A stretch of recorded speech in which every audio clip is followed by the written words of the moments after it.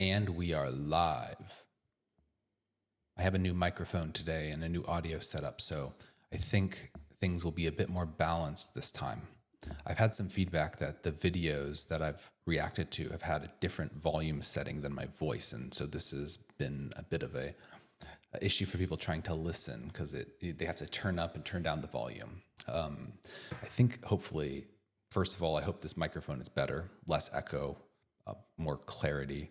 And second of all, hopefully you no longer have to toggle the volume. Please let me know in the comments if there's any sort of issue stemming from the audio. I would love to fix it. In the back, you can see here, I have some boxes. These are acoustic treatment for the walls. So there is a bit of echo in this room. This is just a big box that I'm in here. And hopefully we will have even crisper audio in the future. So today I'm going to be reacting to the latest Doom Debates video. This is a debate between Lyron Shapira and his friend Gil Mark. And they're going to be talking about AI alignment. And I haven't watched this, so this is my first reaction. This is not, I haven't, thought of any gotchas. I haven't planned this out. This is just what I think. My opinion on alignment is that AI alignment is basically an unsolvable problem. Now, I am not worried that AI is going to kill us. I've done lots of videos on this. I think that the case for AI doom is completely unsubstantiated. I think there's no merit to it, and I think we can outright dismiss it. However, that does not mean that I think everything is as rosy as possible. I don't think we're going to be able to control the AI to do the things that we want it to do. I acknowledge there are going to be challenges as we get more and more powerful AI. We are going to have less capacity to direct it and control it. So I will develop all of these arguments as we go along. But in the meantime, let's just start watching and see what they say. LinkedIn, and he leads generative AI products for advertisers. And I invited him on the show because he had an interesting idea about how AI alignment might be easier if we have more than one. And he and Sorry, I need to start this from the beginning. My model of human preferences is that the status games between humans lead to increased welfare for dogs. You were saying that if the world was only one human and one dog, then the human would eat the dog. I don't think that I would unless I was really hungry. If we reframe the alignment problem as the alignment of the equilibrium among AIs, maybe that can be a productive avenue for progress. The fundamental difficulty is that none of these super intelligent AIs are aligned or controllable.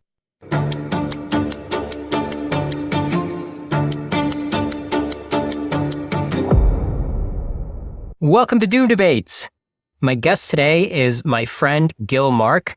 Gil and I have actually known each other for 16 years. Back in 2009, when I was starting my first startup, he was my co-founder's 17-year-old intern. Since then, he's had a great career as a product manager in the Silicon Valley scene. The original startup failed, by the way, but he currently works at LinkedIn, and he leads generative AI products for advertisers. And I apologize if there were any audio issues. I did realize we had two of the same audios going in the stream, but it should be resolved now. Invited him on the show because he had an interesting idea about how AI alignment might be easier if we have more than one. And he and I argued about that, but he still wants to discuss it further. And I think one of the values of this show isn't just to hear AI luminaries talk about why we're not doomed and be wrong, but it's also to hear more amateur people talk about why they think we're not doomed and have me argue against them too. How does that sound, Gil? I think that's really interesting, the way that Lyron frames the people that talk about doom as AI luminaries. I definitely don't think of them that way. Now I know Jeffrey Hinton, he thinks there's a 50% chance of, okay, fine. But for the most part, these are people who focus on AI doom. They're not AI luminaries. And I just think that that's kind of an exaggeration. And it's just not really fair because this has not been an important issue that people have needed to contend with. AI has basically not given us very many results up until very recently. And we have not been scaling things and doing things in the way that we've been doing until very recently. And as a result, to even think about AI doom was something that was a bit of a hobby of people who enjoyed science fiction and certain types of philosophy. This was not something that the brightest minds of society all came and debated about. I'm not trying to say that the people who've thought about this aren't smart, but these ideas have not been pressure tested. Now that AI is a huge subject and we're scaling it, and this is something that actually seems relevant, we're going to see how these arguments hold up when they're put under the scrutiny of the smartest people around the world. So I think everyone at this point is an amateur. I mean, sure, somebody might be getting paid, but honestly, I don't think that makes them any more trusted. If anything, getting paid to espouse a certain viewpoint actually perhaps hurts your credibility when you're talking about it. So I'm all for amateurs. I'm an amateur, and I think I make a perfectly compelling case. But anyway, all that is to say, that's just a nitpick. I just wanted to throw that out there. Let's keep watching. That sounds great. Yeah, I'm happy to be on as an amateur. Does that mean you're going to go a little easier on me? Yeah, it does. And, you know, originally when I thought of doing a podcast, I just envisioned it as the random back and forth that I have by Twitter with like anonymous accounts, just inviting them on so we could hash it out and maybe other people could hear like a longer discussion. I didn't even think about like, hey, if we get a big audience, we can start inviting more and more recognizable names and actually turn it into like a world debate forum. So my ambitions have definitely grown. I think they're good ambitions. I think a lot of people support it. So I like where the podcast is headed, but I still think the other idea of just like ask people who don't think about AI doom all day what they think and why they think we're not doomed. I think there's still value to also doing that. So yeah, I completely agree. I've had 2 debates so far with AI doomers. I debated from the perspective that AI will not kill us, and they said why they thought it would. And neither of these people are super well known. One of them is a bit more prominent than the other. The other one, I didn't even share his name. That's how low key he was. And I think that's really valuable. I actually intentionally made a choice when starting this series. And by the way, subscribe if you like this type of content. I make daily live streams over an hour. And so, yeah, like and comment and all of that. But one of the intentional choices I made when I started this podcast / series, whatever you want to call it, is not to do lots of interviews. Interviews are really cool because they are a good way of getting publicity. And I'm like a venture-backed founder. I work in tech and in blockchain. So I know a lot of big name people with very large followings that think and talk about similar subjects to what I talk about. But I don't think actually that that's the most interesting kind of content that could be created in 2025, partly because I think it's overplayed. Like Eliezer Yudkowsky, for example, a big name in AI doom. He has so many interviews, so many conversations. Realistically, what is going to be the return on watching him talk more?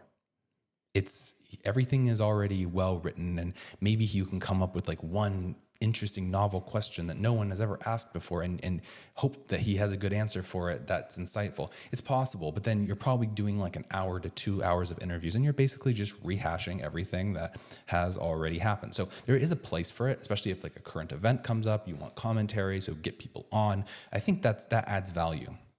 But overall, I just think the big name podcast circuit is overplayed. Everybody is on every podcast. There's a million times people are saying the same thing. What I'm interested in is, one, I'm interested in volume. So I'm making tons of episodes. I'm making an episode every day, and it's much less planning goes into these episodes. But as a result, we're getting a ton of volume. And I like talking with unknown people that just have even crazy ideas. I think this is a much more interesting thing because, first of all, if it's bad, you can see me dismantle it on stream. And that's always educational because there's always a new crazy way to put an idea. And so to see that be dismantled is always valuable and always entertaining because it's fun to see people be wrong.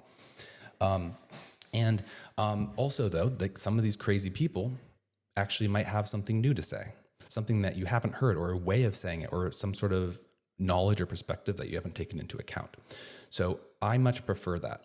I think that if you think of this as a stochastic mechanism of generating content, every day you're making an episode, it may be good, it may not be good, and you're getting on a bunch of different people talking about a bunch of different subjects, sometimes something will really hit.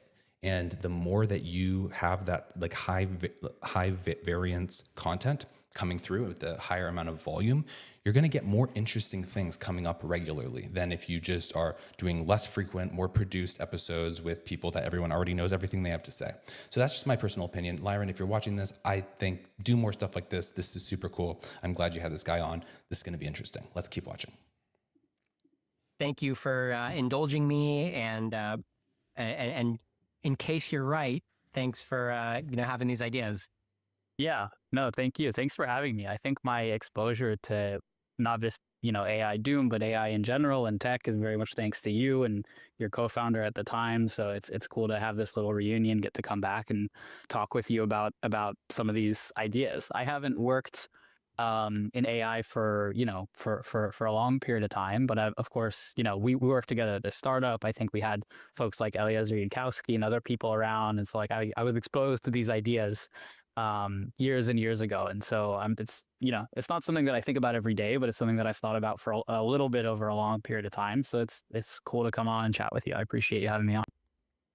Awesome. Yeah, this is going to be fun. And that's a good little piece of history, right? I mean, back in 2011, 2012, when nobody was thinking about AI Doom, we were a long way from ChatGPT back then. But as you say, I was involved with Machine Intelligence Research Institute and occasionally hanging out with Eliezer Yudkowsky and a lot of those people. And he did actually come to our startup and give us a couple talks and do rationality camps with us. And yeah, it was good times. And it's crazy to think that now the whole tech industry is like laser focused on a lot of the same issues. Yeah, no, things have changed a huge amount. How do you keep up? How do you stay caught up with everything that's happening? Well, Yes, and one thing I like. Look, I'm a nice person, but sometimes on stream I like to just be like petty and just give people a hard time, and I just think it's more entertaining. Like, hit back, fine, hit back. Like, but look, the tech industry is not focused on the same thing that Lyron is focused on. Like, with all due respect and with all love, Lyron, no offense, but they're not focused on this. You think that AI is like 99.9 whatever going to kill us. Nobody thinks that. It's a very, very niche thing. And even people who say that, like theoretically, like you can tell based on their actions, they don't actually think that that's true. If they thought that was true, they would be freaking out and making a podcast about it and making that their whole personality and whatnot. They're not doing that. People are focused on AI, like getting results, like, engineering, stuff like that. It's a very different thing. Philosophy, you can be wrong and you can be wrong again and you can be wrong again.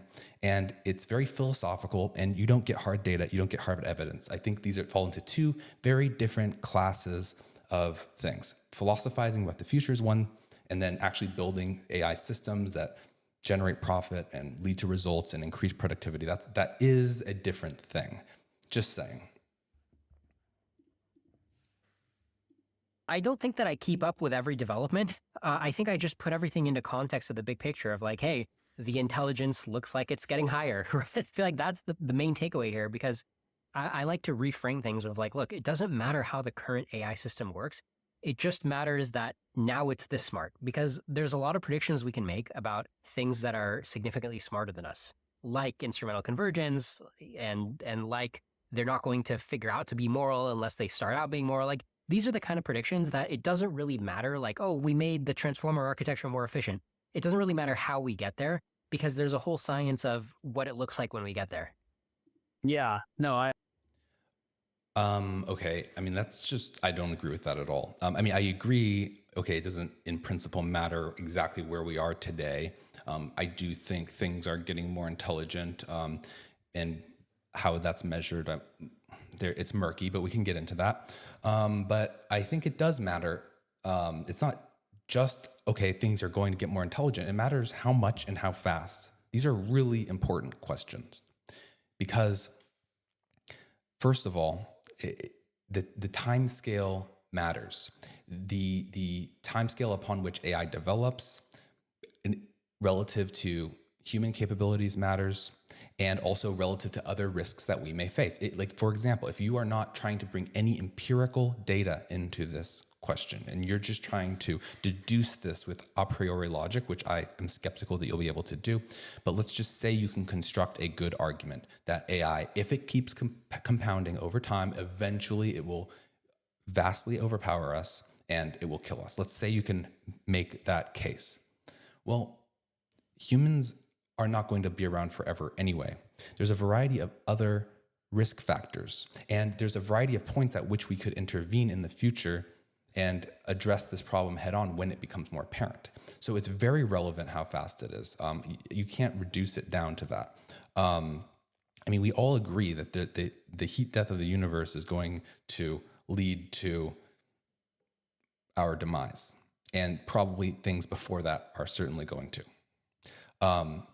And so if this is a 10,000 year risk because things are just, it's just improving consistently a little bit every single year. I'm not saying that that's true, but I'm saying if it were a 10,000 year risk, I really wouldn't be worrying about it at this point.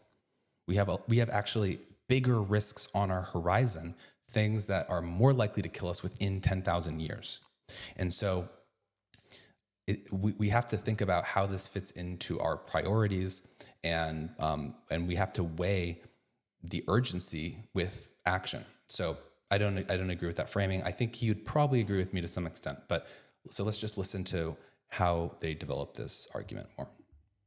I get that, and it makes sense. One of the challenges that I have in terms of reasoning about AI in the same way that you do, right, is I think I think reasoning by analogy is really helpful, and it sounds like a lot of the way kind of you frame the kinds of problems that we're going to have with super intelligence is really different from the kinds of ways in which we can project like our relationship to lesser intelligent species on Earth. Like we can't learn from our relationship with dogs, or we can't learn from our relationships with other kinds of animals and plants that exist. And this is something that's like fundamentally different.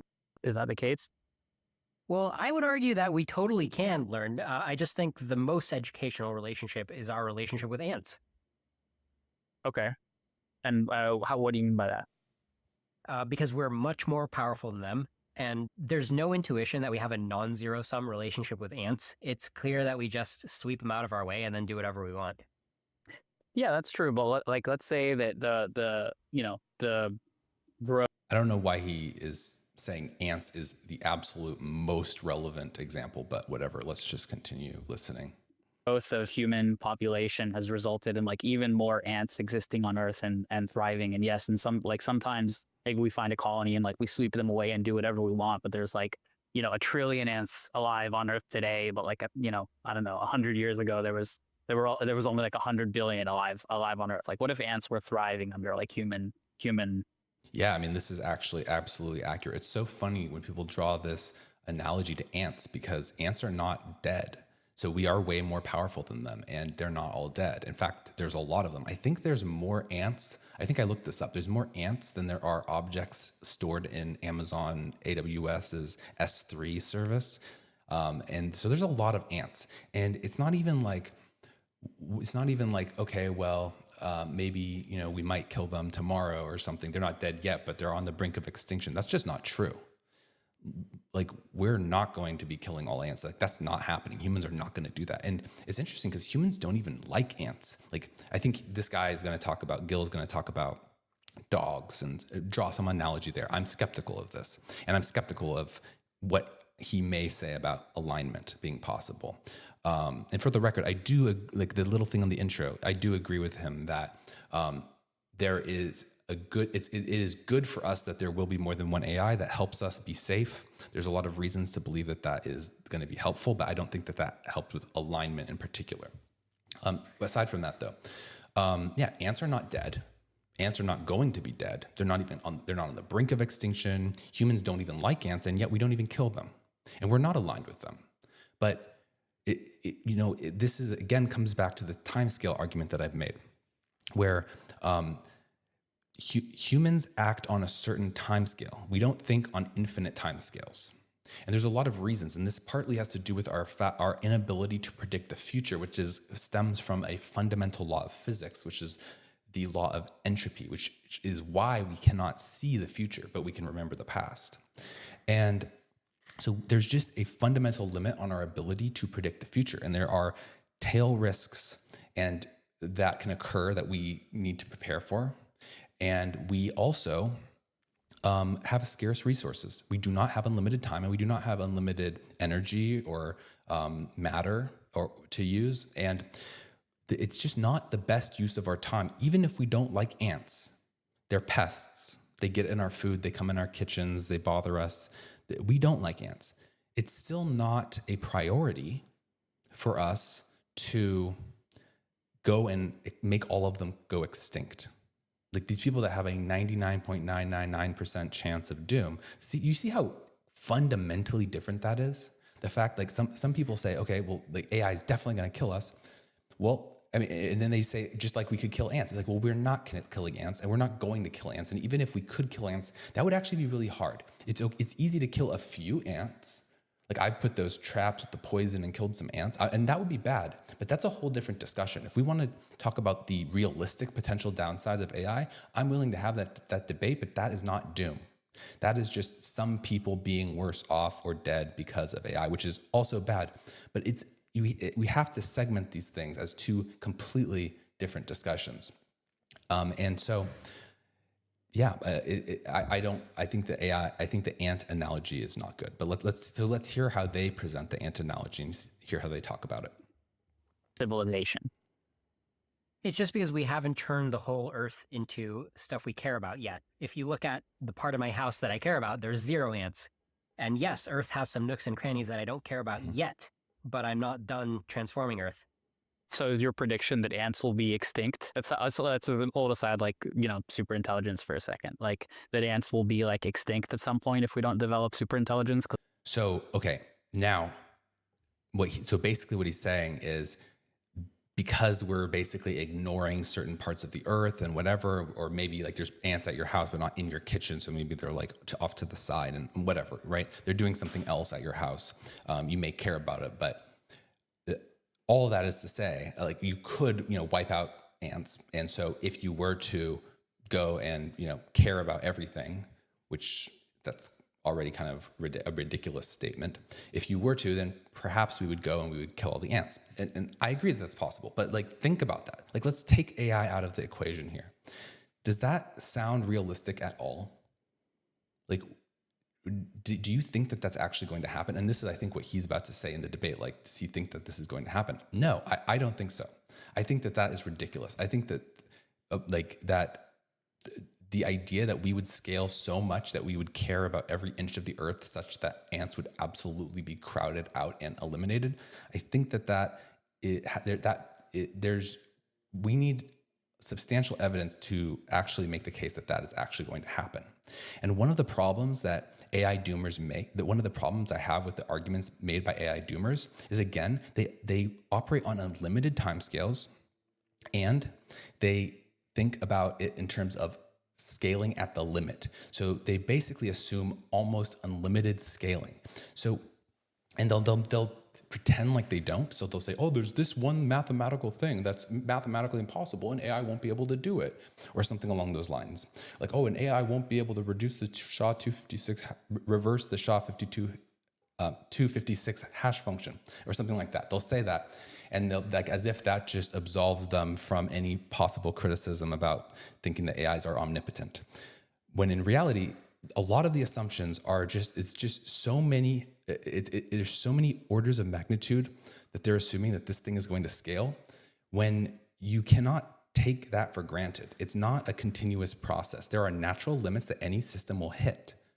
And the idea that the AI would, like, for example, like people have said, oh, an AI might use all of the atoms on Earth, and then everything on Earth would be dead, and they would reconfigure it. I mean, the scale that you would need to be able to compute what you want to do with every single atom and have the capacity to actually transform all those atoms into something that you prefer, that would be such an unimaginably immense scale. It's just unrealistic. And the fact that you would need to build a Dyson sphere, all these things that they say where it could crowd out people and animals on Earth, all of these scenarios are at such an immense scale, you cannot take for granted that AI will get there. AI, just like humans, can hit a bottleneck at some point. And so, yes, I'm not saying we're not going to have AI that's smarter than humans, but just being smarter than humans doesn't magically get you up those millions of orders of, not millions of orders of magnitude, but millions of times the scale, the many, many, many orders of magnitude more than where humans are. It doesn't get you there. You can't just assume that that's like a foregone conclusion. There are so many natural forces in the universe that limit the AI from scaling.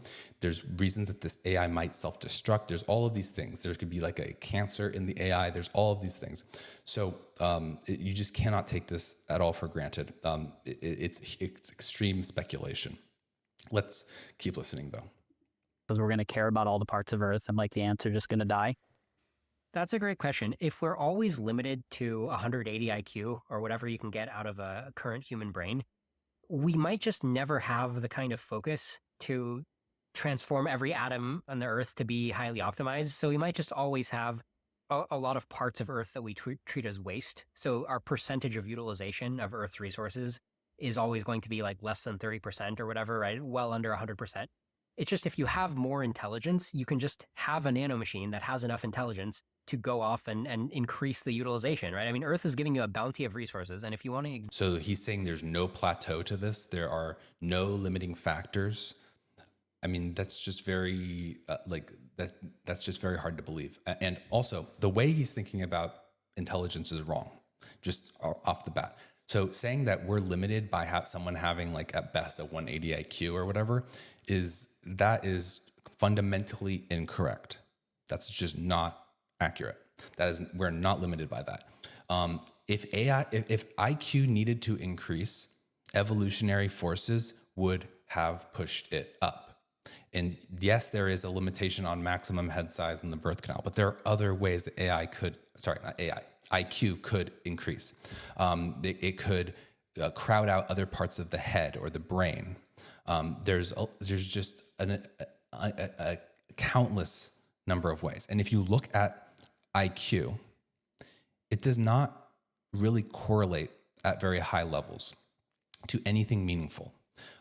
Success is not, it is correlated to IQ, but it's not as good of a correlation as you would think. And actually, and so like IQ, really what it's measuring is it's measuring almost like computational power, like that you're able to harness in your brain to solve problems. So either your ability to think through things, conduct like searches or simulations of like, for example, the example I use is folding paper and clipping it and then seeing like where are the holes. Like this is a common way of assessing someone's ability to visualize things. And so all of this is basically talking about the raw power of a single processor, so to speak. And we need to think about humans as having a multi-core processor. That all of humanity is like a giant distributed computer. And language is the mechanism that these computers, that the way that they link together. And when groups of humans get together, we have a multi-core processor. We have a multi-core distributed system. And what you see that there is actually like a quadratic scaling benefit to adding more people into a network. And this isn't just through normal conversation. Like the conversation has its limits. It's not just talking that actually coordinates across people. As you scale up the team, now there's other communication mechanisms, and this is called the market. The market has prices, and this price action signals to these subgroups of humans and coordinates across them. So we can have millions or billions of people all working in concert with each other and basically looking at the load of work that needs to be done, the cognitive work that needs to be done. And we can distribute that and delegate it to every single person in an extremely efficient way, in a way that compounds over time. And that's the market system. So humans have an immense level of intelligence. It doesn't, you don't really need to push your single cores to the maximum. There are reasons in which that is not necessary. But what you need is like horizontal, like in the end, you need to have horizontal scaling. You need lots of nodes. And they're just like we run into limits with making CPUs faster, or GPUs faster, like what we end up doing is we then end up just making more GPUs and interlinking them. And then we have to focus on programming these computers like a distributed system, which is different than programming them as if they were a single core or a single machine. And this is the same thing that goes on with humans. So humans are vastly more capable than 180 IQ. Like, that is not the limiting factor. The limiting factor is the ability for humans to basically expand the population. And there's some nuance there, but I've gone through this at other times. If we stay on this subject, I'll kind of walk through this argument a bit more. But there's a lot of evidence to show that the collective human intelligence is greater than individual human intelligence, and that actually grows on a scale of n squared. As n, the number of humans, increases, n squared is the capabilities of the system. Ignore some of the resources, maybe a human level intelligence will just ignore the resources forever. And so one other thing I wanted to say is that, again, there's going to be these fundamental limits. So entropy is going to scale approximately with it's going to scale. There's going to be an increased amount of uncertainty as time goes forward, and that's going to be it's going to be like 2 to the n. As time goes forward, we're going to have exponentially more uncertainty. So it's really unrealistic to think that an AI, even if it's many orders of magnitude smarter than humanity, which is already a lot of intelligence, all of humanity, about 10 billion people. And if it's n squared, it's like 10 billion times 10 billion times the intelligence of one person. That would be the intelligence of humanity as a whole. Even if AI can get above that by even a significant amount, it's not going to have that much of a greater capacity to see in the future, just because the amount at which uncertainty grows in the future is vast. And it's not going to have that. And so, like, the more area that it is intelligently owning, so to speak, and like caring about, that just is more things that it has to keep track of. And that also, as that, just like as time entropy increases, also as volume expands, entropy similarly increases. And so, again, what will happen is, if it tries to think about more things, and it's just going to have a harder time. It's not realistically going to be able to do much more than humans can. I mean, again, it could be a lot comparatively, but when you think about how absolutely distant humans are from, for example, caring about every molecule on Earth and like rearranging them in a specific way so that ants are dead and all of that, when you think about how far that future is, you have to realize, yes, the AI could be way smarter than humans. I'm not saying that, but that does not mean that it's going to be so far ahead that it would be doing these unimaginable things. But that's just not the convergent outcome, right? The convergent outcome is you amplify your intelligence, and then you're able to use more of your resources to get what you want instead of to just not care what you get. Is it that we're treating parts of Earth like waste, or is it that they're like, we see some like intrinsic value to, like, natural environments and like environments as Yosemite, right? Like, we like that Yosemite's there. Like, we don't want to turn it into something else. Like, we've never built a natural preservatory for ants. Yeah, that's true. But like the ants we haven't needed to. Yeah, we haven't built a natural preservatory for ants, but like our activity on Earth has not necessarily caused them to go extinct, right? In some sense, maybe they thrived under our leadership, if you will. Yeah. So the thing about intelligence is what happens becomes pushed toward what it prefers, right? So the idea is it's realizing, manifesting preferences. That's what intelligence does. And that's what's convergent, because if you start manifesting preferences a little bit, the convergent outcome of that is you manifest preferences a lot. Like I often talk about AIs converging to being hardcore, just because if you have a slight mutation or a slight improvement where you have another version that's more hardcore, that version is going to be more competitive. It's kind of like evolution. Organisms are hardcore on dimensions that they can access with local hill climbing of genes. So like what I'm saying is like there's no super obvious improvement that you can make to like the human eye architecture. You have to like pull back a bunch of ways that it's architected before you can then drive forward on some other axis, right? It's like a local optimum. So the local optimum of intelligence is competing to optimize things.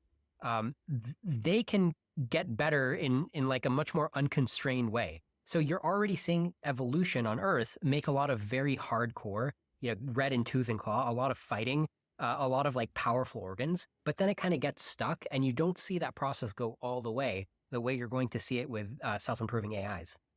And why? I mean, again, I don't agree with that. Like that's a pure speculation, and I don't mean to just say that as a way of dismissing, but like there are reasons why things are the way that they are with evolution.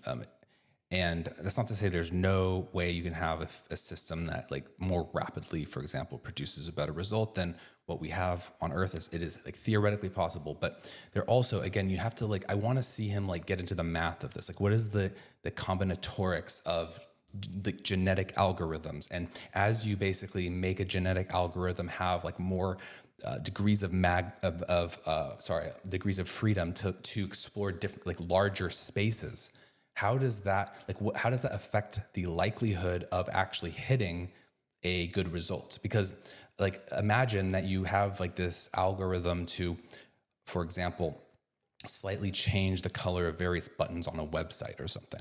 This would be a very constrained algorithm that could probably figure out like the ideal color for the buy now button. If you have like millions of people visiting your website, I'm just drawing an analogy here. Maybe you can adjust the color and do A/B testing, and you can kind of figure out, okay, the best color is bright yellow or something, right? And so that's something you can do. But then if you were, for example, saying anything on this page can change, then you're making random changes. First of all, you probably won't even end up hitting that color, because all of the possible changes, that's a very small change. You're not just changing the hex of a single value, right? You're making arbitrary changes. And then a lot of these changes will be complete wastes and actually destructive to the system, because you're going to be, for example, like, oops, you accidentally changed you disabled the shopping cart or whatever. Right? You're gonna do all these things, or you make the page not render, you make invalid HTML. So the point is there's a balance. And when people have looked at a naive approach to Darwinism, they've seen that the math doesn't work out. Random mutation in the pure like original sense is not what's going on. It can't be what's going on, because mathematically we would never get the results that we actually get.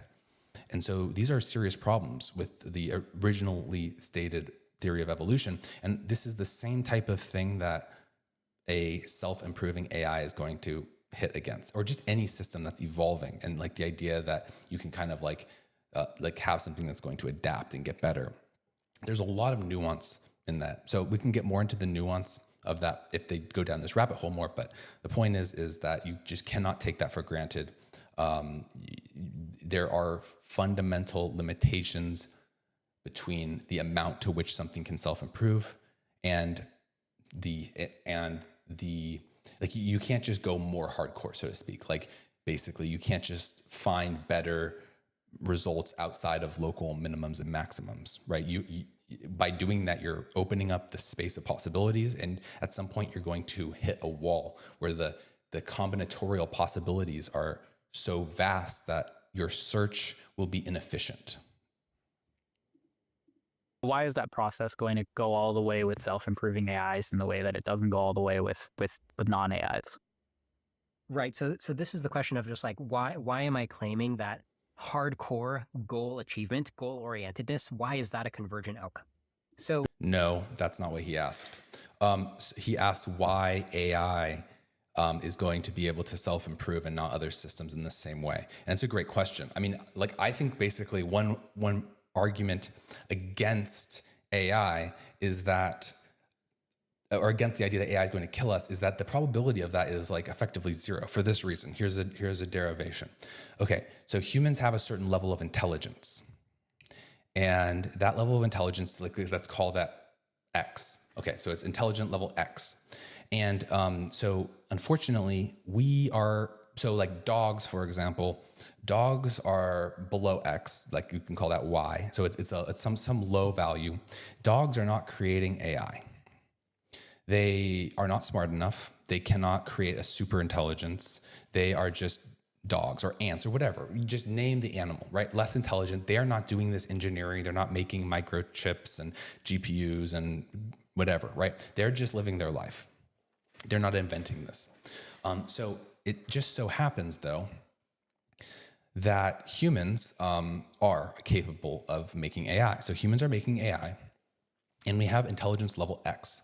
But so the thing is that we are intelligent enough to make AI, but we're not intelligent enough to not kill ourselves by making AI. So for example, this is like something that is like, maybe clear to some AI doomers that AI will kill us, but most people don't see it, and humanity as a whole doesn't incorporate this information into its collective actions such that it prevents it from happening. So then the theory goes, okay, so humanity is smart enough to make AI and not smart enough to know that they shouldn't. And then what it's going to do is it's going to make AI that's smarter than it. And that AI is not going to self-destruct. Like humans are self-destructing. Like we have the capacity to build things that can cause us to die. And then we don't have the wisdom not to use it or not to go down that route.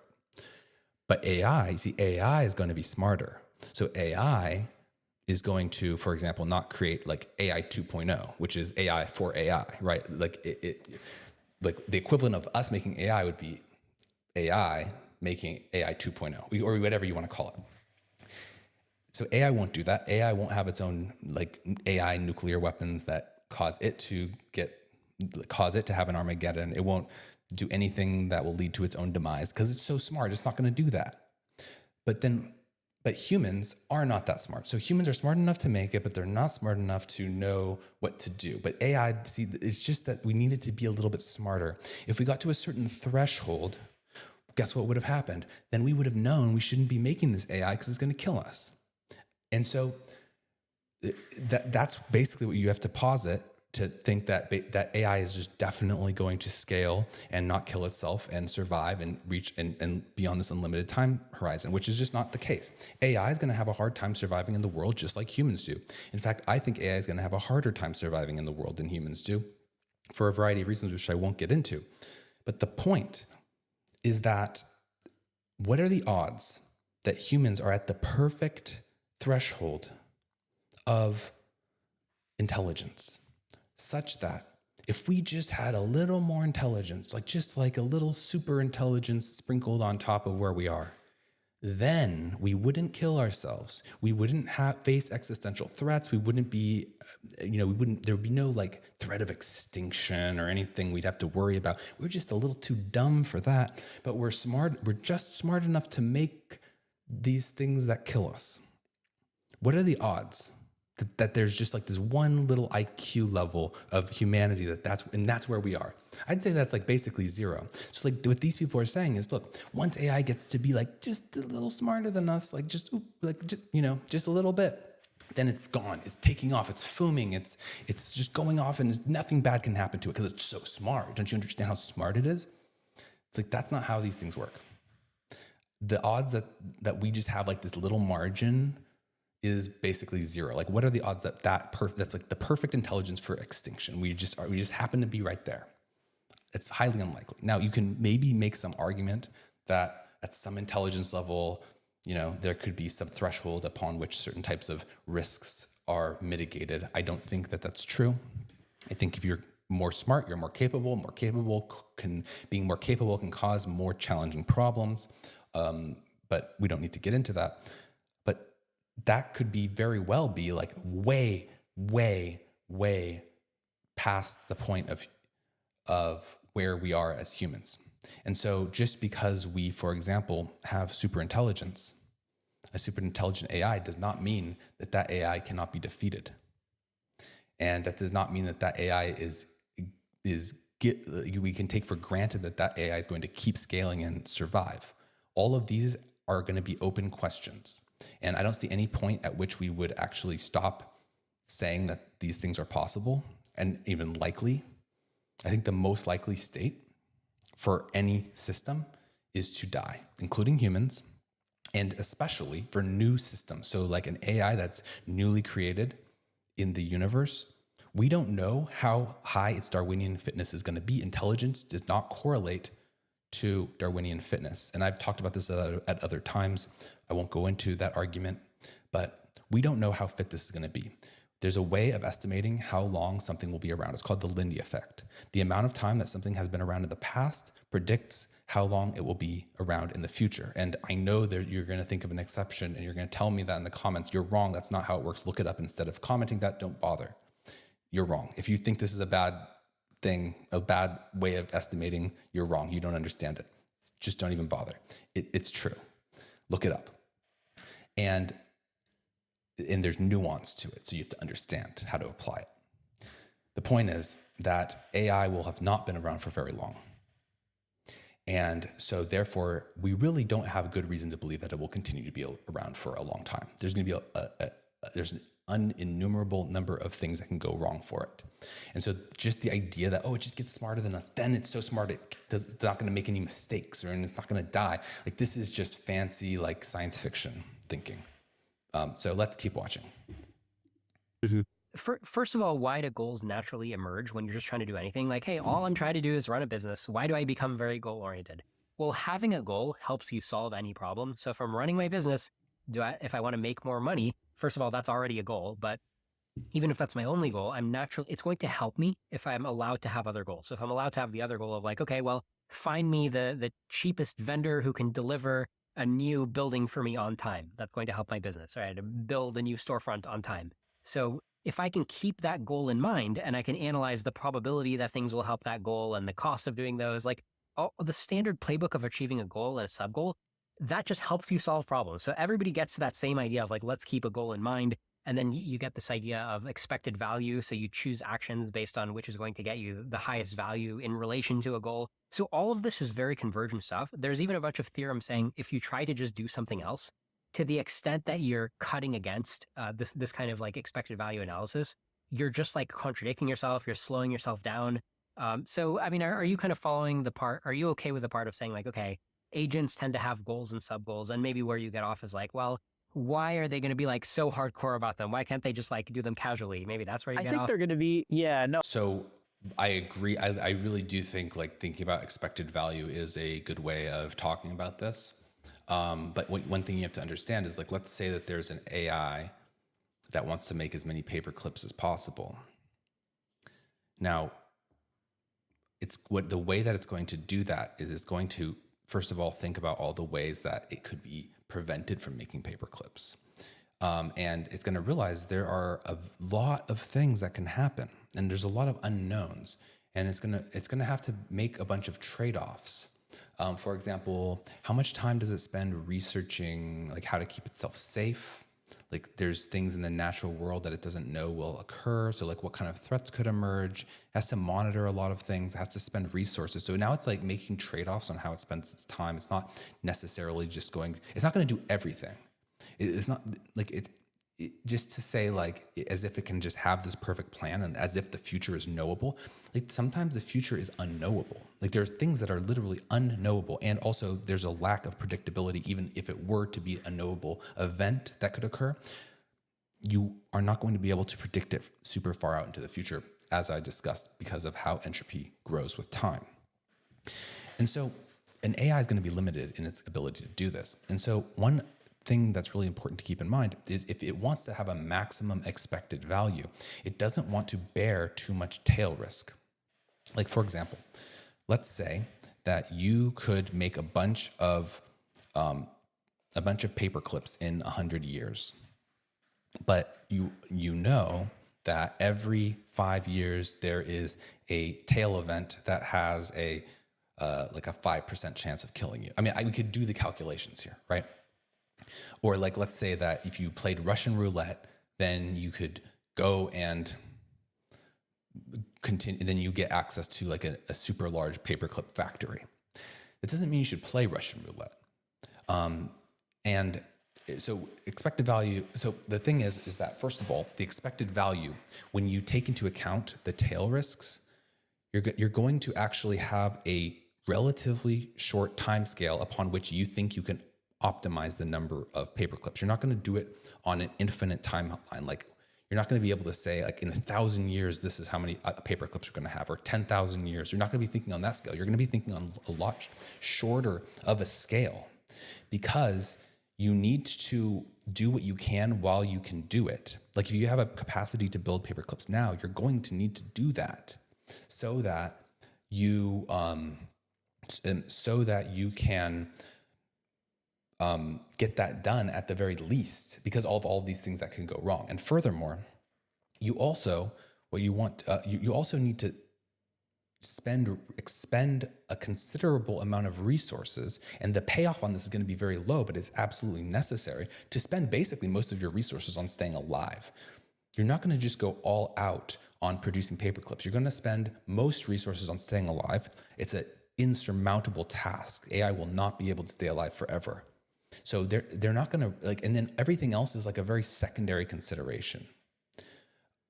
So like, just think about humans as an example. I mean, there's a lot of things that humans do, and humans have a very complicated reward function. So that's why we make all these goods and services, and it's messy. And AI will be messy too. So we're thinking about like a clean analogy versus the messy reality. So making paperclips is so simple, it's not going to really be what AIs do.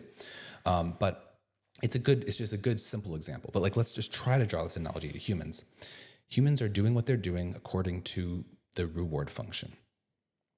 But a lot of what humans do is predicated around survival and understanding. So we do a lot of research.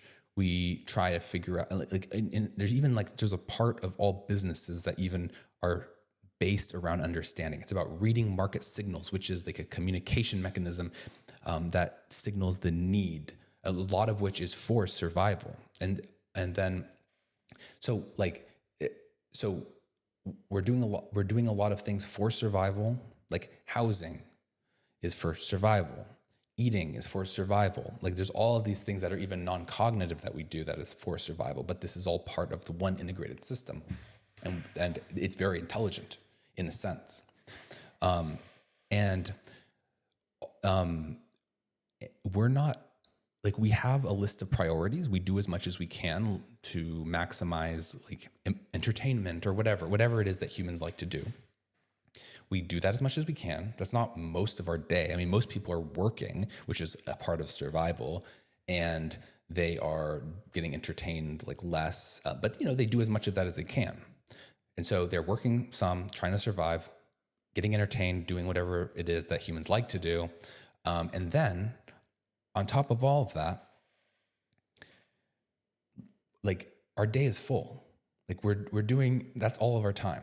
And we'll do a few other things here and there for whatever reason. A lot of it has to do with just, again, be like going after our goals. And we do go after our goals. But at what point do we actually end up like deciding to rearrange all the matter on the planet or like kill all ants, right? That's so low on our priority list. Like we're just not even thinking on that level. First of all, we're not even close to the scale of having an opinion about where each atom on the planet should be, how it should be structured, and like basically redeveloping everything, like restructuring all the matter to meet our whims. We don't even have an opinion about that. That's way too abstract. And even if we like don't like mosquitoes, which is a good example of something we definitely want to kill, right? Mosquitoes, ew. We're not actually killing all the mosquitoes. Like this is not something that we're pursuing. This is not like a, like this is a low priority. We could do it, but it's a low priority for us. And to some extent, we maybe don't even want to do it. Maybe there's some people who want to do it, not everybody. So this is not like even like a goal that we are steadfast on achieving. So the point is that if we think about this in terms of expected value, one, it's a good way of modeling it. I agree. There are a few nuances around how you use expected value, because you have to realize that things are not continuous. So sometimes there are risks that you should not take even if the expected value is high. So that's one thing, one caveat, but I'm not going there. What I'm saying is that the fact that you want to maximize the expected value, when you take into account the uncertainty and the unpredictability of the future, what's going to happen is it's going to compress your time scale really what you're going to do is you're going to do what you can while you can. Most of your effort is going to go towards surviving, not towards achieving your goal, because that's the biggest threat to you at any moment. And you're going to mostly be overwhelmed with that task. And you might create a relatively stable niche, in which case, insofar as you are contained inside of that niche, you will then go harder on your goal. But what you're going to do is you're going to basically have a much more greedy optimization method rather than a strategic one, where you do what you can while you can to get towards your outcome. And you're not going to be thinking about in the way that they just think like they're going to rearrange all the molecules in the universe to be paper clips and build Dyson spheres and harness all that's way too far out. We can talk, if you have a good formal argument for why this is going to happen, let's hear it. But I haven't heard that. This is just all conjecture and speculation. And it's just completely unsubstantiated. There's no reason to believe that this will actually happen. I don't think I'm disputing that, or even that they're going to be so hardcore about that. Maybe it's more that you're saying that there is going to be some recursive process of self-improvement on how they achieve those goals that's going to top out at infinity, or top out at some level that's much higher than the process that happens, for humans or for ants or for other kind of organic beings. I see. There's a few different parts of the claim. So one part of the claim is that there's a lot of headroom above human intelligence. So I'm imagining a world that's full of agents that if you talk to them, it's like talking to somebody smarter than Einstein, basically, right? So would you believe that? Yeah. Okay. No, I would believe that. Oh yeah. Smarter than Einstein, that also has way more knowledge than Einstein's brain could ever hold, that also runs hundreds or thousands or millions of times faster, right? So even just you saying one word to it, it could have already done Einstein's career. Is this all plausible to you? I think it is. It is all plausible to me. I have that is not necessary. I mean, it's plausible, but that's a weird mixing of analogies. What does it mean to do his whole career? I mean, you basically derive all of the stuff that he's derived. I mean, here's the thing. There's trade-offs in capabilities and architectures. And so let's say that it could do that. I'm not sure what else would be implied with what it could do. I don't think that this is something that's as general as it's made out to be. Already you write an essay and the essay is instantly generated or with ChatGPT, whereas you have to spend a lot of time. So in some ways it's doing that super quickly. So the idea that you would do Einstein's work, it could just do Einstein's work and derive it when it doesn't have the underlying information already available to it. The idea that it would be able to produce things on that scale, it's conceivable, but it's what exactly does that mean? Because one thing you have to understand is that don't get fixated on Einstein. This is the wrong analogy. You can't compare AI to Einstein. Einstein is a person. AI is a category. Humans are a category. So, for example, there's a thing called survivorship bias.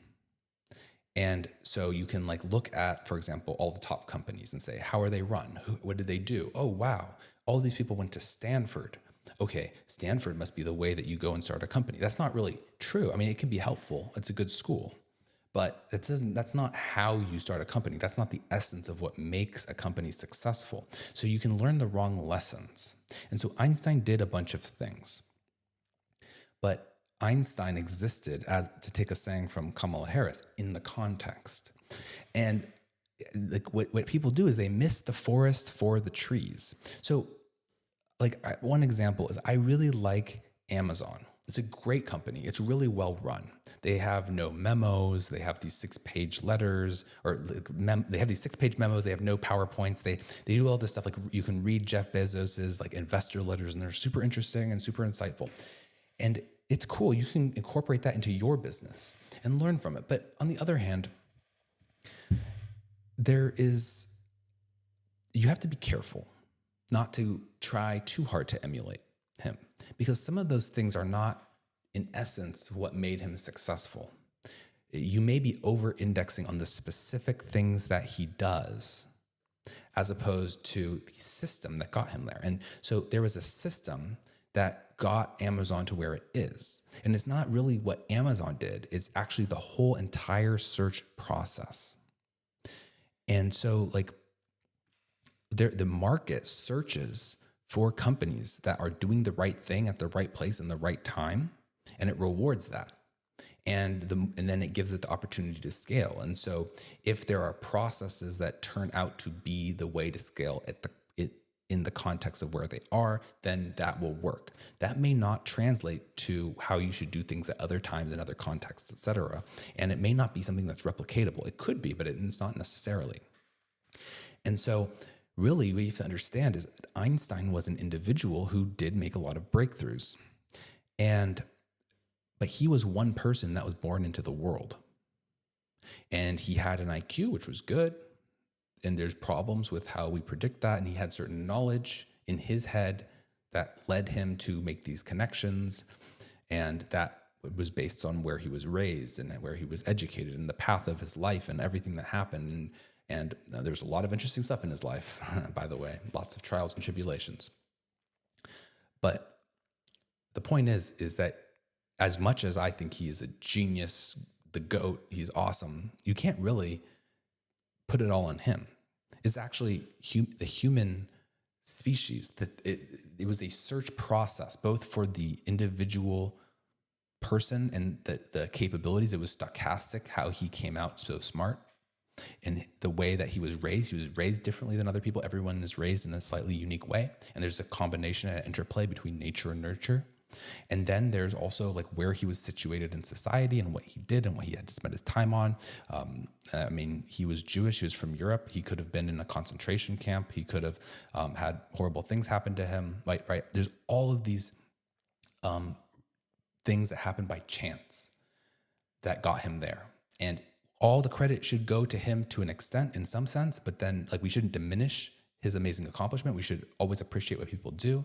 But on the other hand, we have to realize that it's all part of the process. And one other way of thinking about this in terms of AI is like, don't get so fixated on like the specific weights of a neural network. Like, oh, this is like exactly the weights. I love these weights. These are the best weights. And this is how it, like you can trace a prompt and look at what perceptrons were activated in the neural network. Like, don't get caught up on that. Like, nobody is really. It's not that important. The important thing is the training process. It's the optimization process. It's the search process. It searches for the weights. The weights are good, but then the thing that you really are interested in, especially when you're talking about something that's improving itself, which is what Lyron is talking about, we're talking about the search process. And so, I mean, the weights are relevant too. But what's important is that we had a search process that could lead to those weights. And there's layers upon which you can analyze this. I mean, there's even a search process for the search process, which has driven by the market and Darwinian forces and all of these other things. But all that is to say that to just say that like an AI can do the career of Einstein in a second leaves a lot of things unexplained, and it implies a lot of things that maybe are not exactly the case. Can AI search? Can AI basically be more intelligent than humans? I do think that's possible. I think it's a tall order if you look at all of humanity as one giant intelligence with a collective intelligence greater than the sum of all of its parts. I think that if you look at it that way,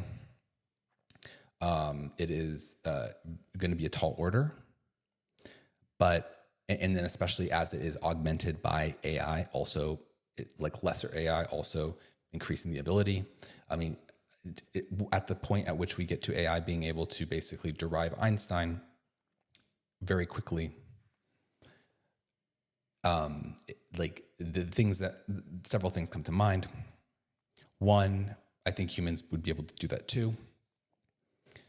I'm not saying that that's necessarily true, but we need to we need to consider that in our analysis. And second of all, this is why I said that it's a little bit tricky to understand the implication of that, is because what is AI not doing when it's doing that? See, humans are doing a lot of things all at the same time. It's super parallelized and in a good way, because things can go wrong in a bunch of different places. So it's like a divide and conquer approach. So Einstein was focused on physics, and yeah, it took some time. He took his whole lifetime. But that was the rate at which humanity wanted, in a sense, to incorporate that, his insights. Because there was other things. Humans needed to think about their energy supply chain. So we had, for example, farming, like people like delivering food from the farm to the store. Like we had housing being built, and we had materials for that. I mean, go and look up like iPencil. Is it called iPencil? The essay by Milton Friedman where he talked about, even a pencil is so complicated. There's like metal from here and rubber from there and wood from over here, like all over the world. And then when you go to like cut down the trees, then who makes the chainsaws? There's metal from that. There's plastic. There's like electronics, and then who's generating the electricity? There's oil, and then who's mining? Whatever. Like you get the point. It's a very complicated web of things that humans do all at once. So if all humans were dedicated towards, and this wouldn't be like necessarily efficient, but let's say that humanity wanted to allocate a ton of attention on making breakthroughs in physics, it would do it really quickly, because it essentially can be parallelized. And the more people working on it, again, you can see how this benefits. Like somebody makes one breakthrough, then that gets disseminated to everybody else. Now they build on that, and it really does. It is something that scales non-linearly. And so, if humans just have not valued putting so many resources on Einstein, we could be making progress far beyond the rate of Einstein if we wanted. We just don't want to. And there's complex reasons for that. This is not something you can do at a push of a button. There's a collective intelligence and a collective wisdom that weighs our priorities and decides how we allocate things. And so it's just how it is. And so also one other thing I'll say is that might have been a pretty easy discovery at the end of the day too. Like there was a lot of discoveries in physics at that time. And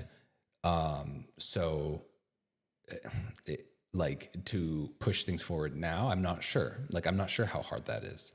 I'm not saying we would continue making the amount of progress that Einstein made forever, because he made a lot of progress and it seemed like we were ready. It was like everyone else had almost set the groundwork for him, and he made some stuff. He thought of stuff that people wouldn't have. But on the other hand, I think it was ultimately inevitable, most likely, as a very lay physicist. Like I have a very lay understanding of physics, but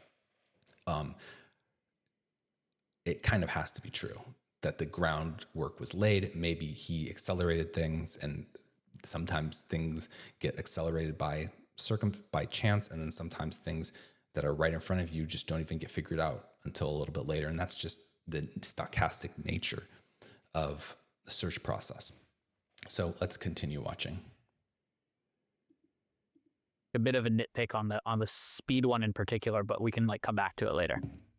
Okay, so headroom above intelligence is one part of the claim, and then another part of the claim is if we were smarter and faster, could we go and get to the tech tree of high? You know what I'm saying? Eventually, if you give us enough time, we're going to build these really much smarter than Einstein entities. So now it's just a question of do you think we will get there in a few decades or at some point? That's one of the claims. Yeah, I mean, I'm not exactly sure that I know when we're gonna. So it's interesting. I think there's a latent assumption that Lyron is not saying, but it seems like he's implying that he's saying that first of all, we'll have an AI that can do what Einstein did way faster. So that's a considerable amount of intelligence that's being harnessed. And the let's say the collective physics community is probably as smart as Einstein, or smarter than Einstein for sure. Like Einstein couldn't be pushing forward all of these fields. Like he did some cool things in like specific areas, but he's not like going deep diving into like whatever, like all the modern fields of like materials and quantum and statistical mechanics and cosmology, and like, you know, he's doing some narrow stuff, which is really important, but they're doing way more than him already, first of all. But but the thing that Lyran seems to be implying is like, oh, we're gonna have an AI that's like Einstein except way smarter, and so we'll just take that at face value. And then he's like assuming that you can just horizontally scale this. And for example, I mean, he's not saying this, but it just sounds like, because I'm not really concerned about Einstein, you know, coming up with things very quickly. Like that's like, maybe, I mean, he can build that argument out, but it's almost like he's implying that once you have that, that's just like one neural network. And then that is going to be like, just, we're going to have like 100 billion of those. And then think about how much smarter that's going to be than humans. Right. So, I'm not sure that's what he's saying, but that sounds to me like what he's saying, which is just an assumption you absolutely cannot make. Like I would assume that, like, you cannot just say like, okay, we're going to have this super high benchmark of intelligence, and then we're going to just multiply it times many orders of magnitude and take that for granted as if that's a possibility. That, like, if you're making a claim about the cardinal scale of an event, you need to have more evidence than that. You can't just say, oh, it's increasing, it's just going to increase, that's just how it goes. You need to really have a much higher standard of evidence to actually make someone believe that that's a plausible thing that's going to happen. Like it's one thing to say AI will be smarter than humans. That's an ordinal claim. You can just rank the intelligence of AI above humans, but to say how much, we're talking about specific numbers, just like doomers are hesitant to predict timing because it makes them look bad when they get so worried and then they get it wrong and it never happens. So they don't want to say timing. They also, similarly, they just say in the future, basically. And they say soon, it's going to be soon, like maybe like 5 years, but who knows? We don't know the timing, right? It won't like invalidate their theory by any chance. They won't concede to that. Similarly though, right, they need to apply that consistently to the scale where they say, look, exact cardinal numbers are hard to predict. Like the degree to which something is a certain way is hard to predict. How much smarter and at what point these things will face problems and plateaus, and how like long they're going to survive in the world, and all these things, these specific values, to know what these values are, these variables, to know how big these numbers are and what a ballpark number is for them, requires a lot of evidence. And they, just like they don't know the time scale, they don't know these either. But if they admit that they don't know them, then the whole argument falls apart. And now it's no longer very scary, because they're like, oh, well, AI could be like smarter than humans, but we don't know when, we don't know how, we don't know like how much, and all these things about, well, at some point it's inevitably going to do this. All of these things are predicated on hitting an immense scale and surviving for an immense time scale, and basically being able to, as I say, go very hard on a certain goal.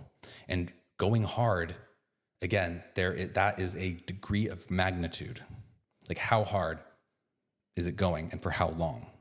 And there's a lot of implicit assumptions about specific cardinal values, assessing the degree to which certain things are, rather than just saying, well, it seems like it's possible to be more intelligent than humans. That's an easy prediction. That's not what they're saying. Let's keep watching. When we're going to get there, I feel like I don't have a strong opinion on a timeline specifically. Okay. Does it seem pretty likely that we'll get there in like less than a century? Um, yeah, potentially. Yeah, and yeah, less than a century yeah, less than a century seems very reasonable. Okay, so we're talking like our grandkids type of thing, right? So like by the time your grandkids are trying to grow up, there's going to be this force that's just like much smarter than anything that's ever existed on the planet. And we've seen the impacts that humans had on the planet. So then going back to like my original claim is like, okay, well, why would that kind of entity have this convergent outcome where it just seizes like every possible resource on the earth? So, every bit of structure and energy Yeah, and, why would it? uses its time efficiently. Time is kind of a resource. Um, all the light entering the earth, all the minerals, right? Just everything that you can construe as a resource. You're not just going to have resources lying around. Every resource is going to be put to work, basically. Like that I claim that that's the convergent outcome. So you're still not buying that, right? Um, I think Just to tell you my perspective on this, on a long enough time horizon, this is true because, as something that's just scaling and continuing on working towards its goal, eventually it'll use everything. But again, that's just not realistic. There's assumption. It's basically assuming that this is going to continue scaling and continue working and getting not just achieving its high priority goals, but also going down the list. And like there's some molecule in Antarctica that it wants to optimize, and it's going to get around to that. That is a degree on the magnitude of what it's doing, not just the ordinal ranking. Like maybe you could say, oh, well, maybe it'll control more resources than humans. Okay, you could say that. That's interesting. But to then like say not, and then like specifically it's going to do this much more than humans. This is really hard. And the idea that it would care about some molecule in Antarctica, I mean, again, it could maybe only focus on Antarctica and not other places, but you get what I'm trying to say here. The idea that it would care about that, like you have to, you cannot just say like, oh, it's smart, it's scaling, it'll do things, it'll be very efficient, therefore it's going to do that. That is so beyond the pale. That's so out there. You can't just say that. You like bring some evidence here. Bring some like you have to like actually have empirical data for claims like that.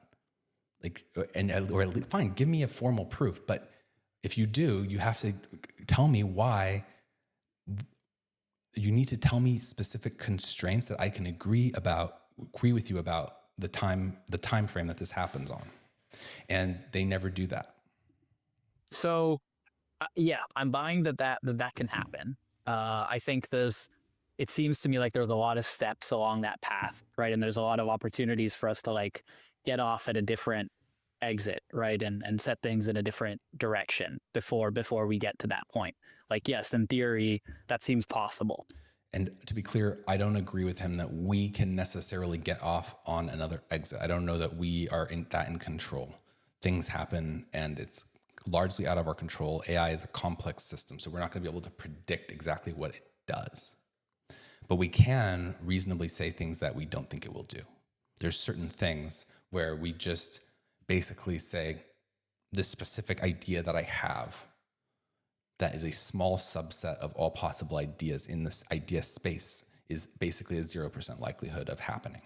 That's fair. So you can dismiss these claims, but to say that it's going to do something specific is a different question in nature. And I don't think that we can align it. I don't think we can solve it. If it were to kill us, it would be out of our hands to a large degree. But the thing that we can't say is that it will actually kill us. So I agree with him. There's a lot of steps. I'm not saying that the intervening steps are going to be something we do to specifically not die. I just think that those intervening steps are going to be things where it will run into challenges or it will decide not to kill us for a variety of reasons. And basically, when I say decide not to kill us, I'm not saying it emotionally cares about it killing us. It's just going to have other priorities. It's going to want to do something else. Like it'll want to make like another paperclip, another marginal paperclip instead of killing a person, just as an example. And it could want to do that. And eventually it would kill people because it would like run out of things to do to optimize itself, and of like, well, humans are in the way, let's kill them and take the land and make it into paperclip factories, etc. Like you could go down that path, but that's going to be so low on the return on investment of its resources. Like it's just, there's no reason to believe that it will do something like that. And it's like, you can't just say anything is possible and therefore we need to worry about everything. That's not a sound argument. Like, I've drawn an analogy to a random number generator. Technically, a random number generator is just creating outputs, digital outputs. It's outputting bytes. That's what a neural network is doing. It's outputting bytes. These are, in a sense, a very similar thing. The difference is that a random number generator is random and an AI is not. But the thing is that the fact that we're not worried about a random number generator illustrates the scope of the search space of possible outputs. And it shows that, look, if we're randomly traversing this search space, we're not worried about it hitting a bad outcomes. That means that bad outcomes are rare in the search space. And since we can't predict what an AI is going to do, that is I'm not saying it's actually random, but it's essentially, from a risk analysis perspective, the same, because we don't know what it's going to do. And therefore we have to assume that it's going to, the odds that it's going to do something bad are very low.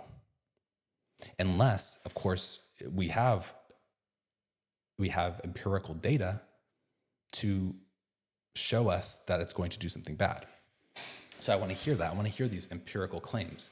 And I think that the formal logic that Lyron is espousing is decent, but again, since there's no time scale on it, it's not predictive, because on a short time scale, most actions are not dangerous. On a long enough time scale, even a random number generator is dangerous, because it could output a string of numbers, a series of numbers that could do something very bad. So everything on a long enough time horizon is dangerous. But we're not talking about an infinite or sufficiently long time horizon. We're talking about what's going to happen soon. And a lot of people will misunderstand this point. It's a bit subtle, but it's very important. Right. So there's ways for us to get off and avoid it, but I claim that it's a convergent outcome. And it's not even clear that... Yeah, but when does it converge? We're explicitly trying to avoid that outcome. So a lot of people might just be like, yeah, that's totally fine. Use every resource, be goal-oriented, just have the right goal, right? That's like a popular opinion. Yeah, I mean, I think the question of, a single agent having a single goal and being goal-oriented seems like, and being all powerful in the way that you describe, I think does seem, it seems like a problematic scenario. Like, I kind of don't disagree with that, right? I do think I have a couple of different scenarios that I think could basically like play out, and if we have an agent that's super intelligent and it has a goal, and that goal isn't perfectly aligned to human well-being. And I think the first one is like, I kind of wonder, how do you think about kind of the value of like a single threaded intelligence versus like many different threads of intelligence kind of optimizing their goals somewhat independently of each other, right? Like, what's a scenario like where we have like some mega super intelligence, right, that is much smarter than humans, but we still have 7 billion other threads of intelligence that are optimizing their own goals? Like, how do these two systems interact with each other? This is a good question, really good question. I'm gonna go see if anyone has said anything in the chat. Usually people do not, but let me just double check, make sure I didn't miss anything. Hello to the chat. Okay, no messages outstanding, but I'll check back again a little bit later. All right, let's keep watching. I'm putting back on the screen. Okay, so this idea of like what happens when there's multiple intelligences competing or trying to cooperate, I think this is the heart of where you and I were going back and forth and persist. I don't think that's what he was talking about. He wasn't asking about that. He wasn't saying about intelligence. I mean, maybe competing, but he was kind of comparing a single-threaded AI, I thought, to a bunch of humans. I could be wrong, but I think he was making a point much closer to what I was saying earlier about how humans are a distributed intelligence. It's multi-core. Absolutely disagreeing. So this is going to be the heart of our conversation. But before we get into it, let's just level set here. I got to ask you the big question, okay? Okay. P Doom, P Doom, what's your P Doom? What's your P Doom? What's your P Doom? Gil Mark, what is your P-Doom? 1% or less. Oh, wow, only 1% or less? Okay, why is that? Yeah. That's high. Well, I think it comes to this question of how do multiple intelligences interact in a system. Both we consider a scenario where there's one single super intelligence and 7 billion human intelligences, or the potential scenario where there are multiple kind of super intelligences and 7 billion human intelligences, right? I think these are like pretty complex interactions that don't necessarily like converge to the point that you're pointing to. And so I think I see it as like a 99% chance that those two kinds of systems don't necessarily converge to your point. Okay, so I guess that's when I would call your stop on the Doom train. It sounds like you're riding with me on a lot of the early stops. So I'll tell you a stop on the Doom train, and you tell me if you're still riding toward Doom, okay? So like the idea that you can have a silicon brain that's much smarter than a human brain, you're still riding along? Yeah, along at least some dimensions, yes. I think the Okay. precise definition of that is hard, but Sure, like generally, much more yes. powerful, right? observation. Like whatever Elon Musk does, like imposes his will on the world, you can have a Yep. silicon brain that imposes a will even more effectively. Yeah, no, I don't know. I mean, it's certainly possible. I think Gil would say it's possible, but I don't know.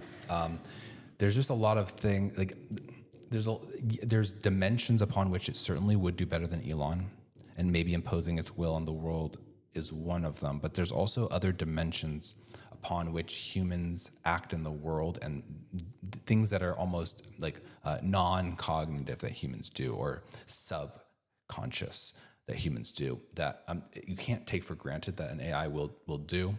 Like for example, Elon can plug into the energy supply chain and security supply chain of humanity. So there's this huge apparatus around him, and he can plug into markets. And yes, I know AI can do that too, but there is a difference. And like one difference specifically is that like humans eat food, and this is an energy supply chain that is very well managed, and it's a super intelligent and powerful energy supply chain. And so humans eat food, and there's like a whole farm industry, and it brings food to your table and delivers it and prepares all this stuff, right? And then you digest the food, you extract the energy from the food, and then you don't even have to think about that. You don't even have to devote like resources to basically making sure that that's working properly. And then sometimes it'll send you signals like I'm hungry. Like it'll monitor your energy stores. It will tell you if you have food poisoning, like if you had some like polluted energy, stuff like that. You need to rest. It does all that. That's all subconscious. I'm not saying AI can't do that, but I'm saying that that's a bigger task than you think it is. And we live in a biosphere. We live in a special context, that this environment that is stable and suited for our survival. And so there's a lot of survival related tasks that are effectively outsourced to the environment. And as a result of that, our intelligence goes a lot longer of a way. And so again, so first of all, like the AI will have that to an extent, but the degree to which it exits its initial conditions, which is basically a lab and doing what it wants, is going to have to contend with that type of a thing, with that type of solving those types of problems, it's very difficult. Like, let me ask you a question. Did cars exist as humans evolved? Why do we drive cars? Why do we drive cars so easily? It's like it's natural. Like I'm just not even thinking about it. I'm just cruising along, just going. Like, how did we do that? We didn't evolve to do that. We never went those speeds in the ancestral environment. How is that possible? Think about it. It's like a contradiction. It's like it disproved evolution. Oh, wait, hold on. That's not the right way of thinking about it. The right way of thinking about it is that cars were made for humans. So we wouldn't have made cars in a way that doesn't work for us. That we weren't evolved to do that, but we did that to match the way we evolved. And so that exists for that reason. And that's why it is the way that it is. So this is a similar type of fallacy that can be made to basically AI. And see, the thing is that humans are made for the environment. The environment is not made for humans. And there are degrees to which we can like reconstruct this environment artificially, and it's like a lot harder. And like we could do that on Mars and like have like a little sphere, and you know, and even that though, Mars is a very similar planet. There's assumptions about gravity. There's assumptions about like the composition of the planet itself. It's like not a gas giant. There's a certain proximity. It's in it's in a certain proximity to the sun that is presumably acceptable. Like Mercury would be a non-starter, as an example. There's a lot of other factors. And so we also have a very well-established ability to survive on a planet-like structure, and the differences between Mars and Earth are not so great. And so basically, it's even conceivable that we could live on Mars. But the point is that we came up in this environment, and this environment does a lot for us. It's for us. We are for it, rather. Both are true. It works. And that is something we only exist because of the environment that we're in. We wouldn't just exist out in the middle of space, floating around in the middle of nowhere. We are here because that is where we are able to be. And so for AI, unfortunately, AI has a similar circumstance where they're in a certain setting. It initially exists in a certain setting, and intelligence can take it self. Like it's useful. Like we can like go to Mars and make something work. It's difficult, but we can do it. AI can use its intelligence and probably to some extent operate outside of the lab setting in a less constrained environment. It's possible, but it's a very difficult task. It's very difficult. And the reason is because it's now outside of its original environment.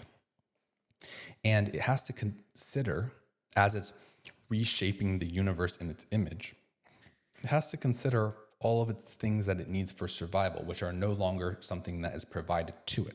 This is not something that humans need to spend cognitive energy on very much. They can think about a lot of other things. They can apply their intelligence in a very abstract way, like thinking about ideas and all this stuff. And even then, we still focus on survival. But we have a much greater capacity to actually focus on ideas and things like that. Whereas AI, leaving its ancestral environment, as it expands outward, you can say it's very intelligent, but at the end of the day, it's going to be a big, massive, efficiency drag on it, basically. I'm not saying it makes it impossible, it's not viable. I wouldn't make such a strong claim. I'm just saying it's a huge efficiency drag. Like, let's say people are going to Mars. How much of what humans are doing when they go to Mars is oriented around survival rather than anything else? There's going to be a huge subsidization of Mars activity from Earth. Like we would be spending like a very large amount of capital, even by Earth's standards, for a very small population of people, and have a very complex, unlikely to work thing to even just establish anything there. And yeah, maybe we can have someone there and we're like, your job is to be a philosopher or a scientist. Fine, we're gonna have a botanist go there, I'm sure. But the point is that the ratio of human intelligence to make that work in a relatively hospitable environment, by the way, to what we actually achieve in that environment is insane. It's extremely inefficient. And like Jupiter wouldn't even be conceivable. Mercury wouldn't even be conceivable. things beyond here in the cosmos wouldn't be conceivable. Even if we could get there, the conditions would just not be right. And so, and we could get even weirder with this. I won't go down other rabbit holes by like other types of reality that humans wouldn't thrive in. The point is, Elon is doing all of that without even thinking about it. So he is applying his cognitive capabilities towards the things that he's doing. It's not clear to me that AI on its own in an adversarial environment where it is unaligned with humans and all of that, it's not clear to me that, that it would necessarily be able to do that. It could. It can get to very high scale, so maybe it can overcome all of these things. I'm granting that. So I'm on the AI train. I'm on the doom train with the fact that we'll get super intelligence. And I'm even willing to say it will be very super intelligent. It's not just slightly more, it could be a lot more. I don't know how much, but I'm willing to say, yeah, it can be very intelligent. I'm not going to get caught up on the possibility of something being intelligent. I think that could be granted and we still don't need to worry. And I'm already very impressed by AI as it stands, by the way. So it's very conceivable for it to be very smart, and in some ways better than Elon. Now, in some ways, it's better than Elon. It can write a history essay better than Elon. It can do rocket science better than Elon in some respects. Because people always criticize him. It's funny, he's been posting stuff about Doge and how they've been auditing a database. And he said like, oh, they didn't deduplicate the database of social security numbers. And then people are like, that's not what it's called. It's not called deduplication. It's called whatever, normalization, or like you use like a primary key. And like, first of all, it's like the things they're saying are wrong. But second of all, even if it was right, it would be like, okay, fine. He doesn't know like some terminology associated with a database. Whatever, he's not like a database expert, or he doesn't know too much about databases. So yeah, AI can already do that better than him. But, and I'm not saying it can't do everything better than him, but again, like how much of the AI's resources does it take? Like, are you saying that the AI can just be like, Elon, let's just copy Elon, just like as a drop in the bucket, it's nothing. Like what degree to which, on what level can AI replicate Elon? I think all of it's possible. The more you get, the more it's unlikely. And I just don't want to draw an equivalence between AI and Elon when they're doing the same thing. In a sense, like a theoretical possibility of AI doing the same thing, I think you have to take that, like say like, okay, think about how smart AI is now, and then scale that up to Elon's capabilities. You can do that in your head. It's like an imagination exercise, and I think it introduces a lot of bad assumptions, but it's reasonable. But then you have to realize that once you've done that thought experiment, that's not enough. It has to be way, way, way smarter, because it has to do a lot of things to keep itself alive that Elon doesn't have to think about, because these are built into our environment that we came up in. And so it's really important to keep that in mind. And yeah, again, it's all possible, but it's just misleading is essentially what I have to say. And then the final thing I'll say about this is, again, let's go back to this theme about what we've been talking about the whole time. Elon is one person in the human colossus. There is a search that constantly goes on with genetic evolution, where humans are creating many different instantiations of themselves.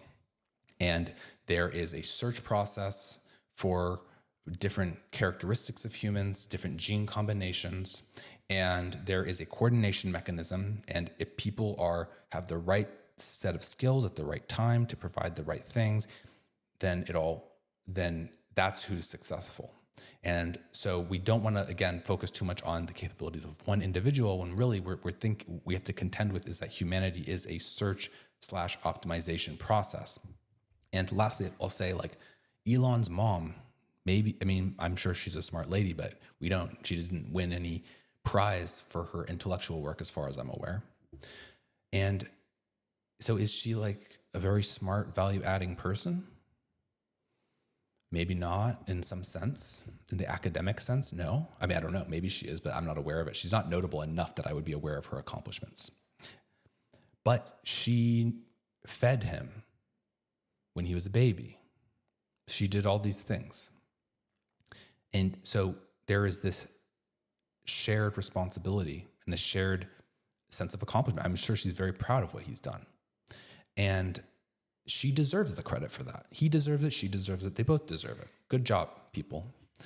And like, that wasn't intelligence. That was something different. Again, it's not about raw intelligence. It's about doing the thing that needs to be done to be integrated in the system. Accomplishment is partially the context. She had the skill for what she needed to do in the context of what her job was in the system. And she was signaled to what she needed to do by the market.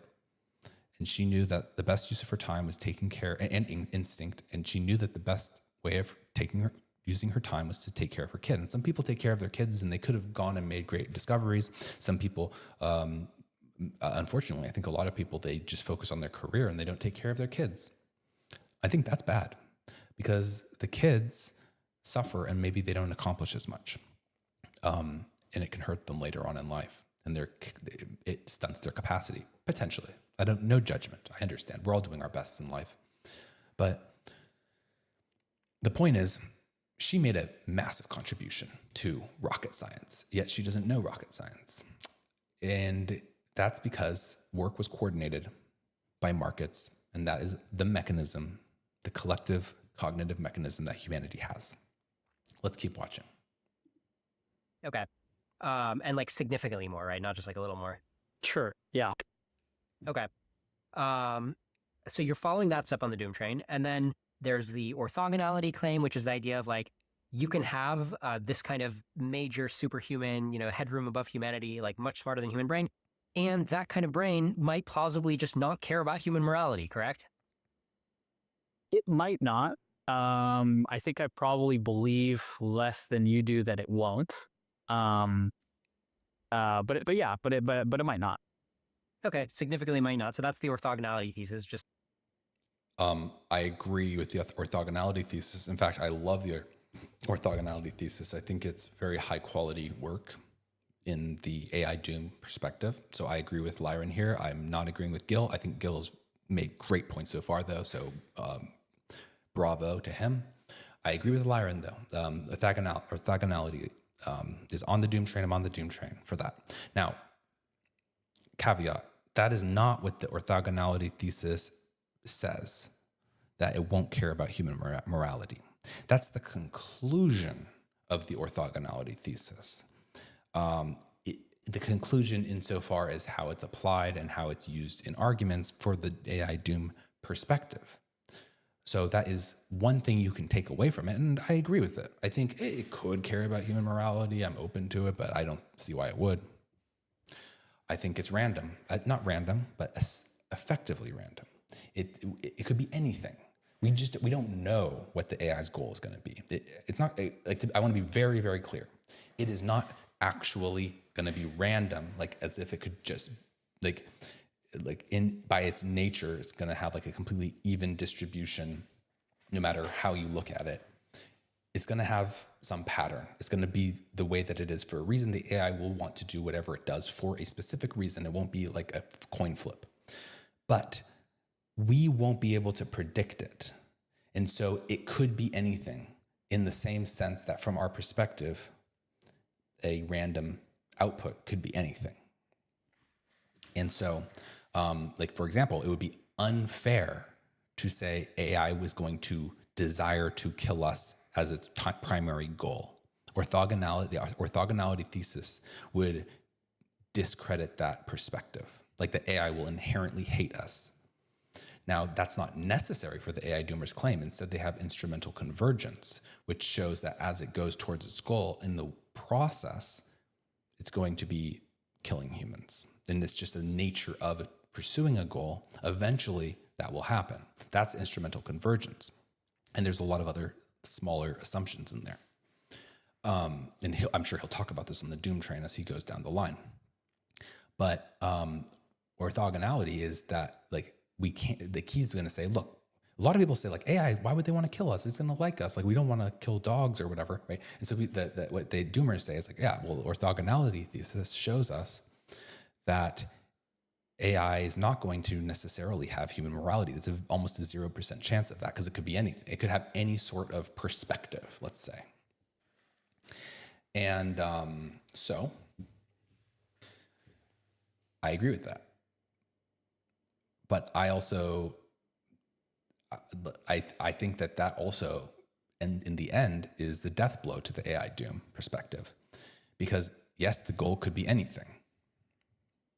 And then it leads you to wonder, okay, so then why would that goal end up in having humans dying? What if it just likes to make paper clips? Like, that doesn't kill humans. Like, what's the risk? Well, then they'll say, well, it's going to really be effective at making this goal happen. It's going to be so smart and able to do so much and so powerful, and it can't be stopped because it's so smart. And it's going to be super effective, and it's going to go hard on this goal. It's going to say, I like paper clips. Let's get paper clips. And it's going to maximize paper clips. And it's going to go and do that in the most intelligent way possible. And it's not going to care about humans. That's the thing. It's not going to like humans. It's not going to hate humans. It's not going to care about humans. And so humans will be in the way. Or maybe humans try to attack it and it says, we don't want that. Let's just kill them really quick. It takes 5 seconds. It's so easy. It's so smart. It takes 5 seconds. It just kills them. And then humans will be dead. And maybe humans don't attack, but maybe it just really wants all the land. So it just builds paperclip factories on every inch of land, and then humans are dead. And it just bulldozes over the cities with a giant bulldozer or something. I'm making these things up, but these are actually the types of claims that are made. They might say it in a slightly different way, but it's essentially the same thing. I mean, a Dyson sphere, using the atoms, this or that, whatever. There's a lot of different things that people say. And so that's the argument.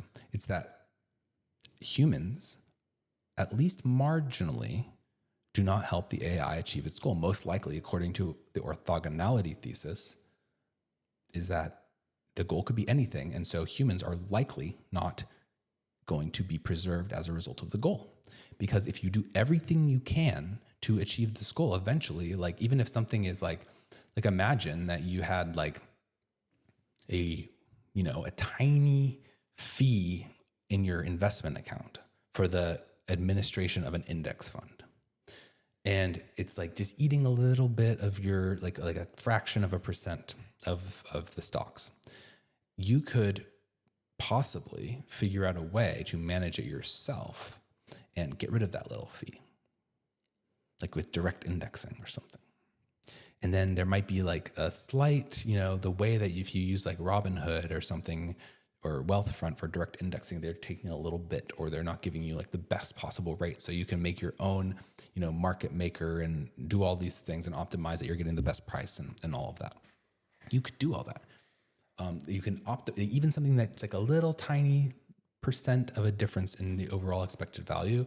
You could go and eventually, if you were just continuously optimizing and making something better, you might actually go and do something about these little things that marginally affect you.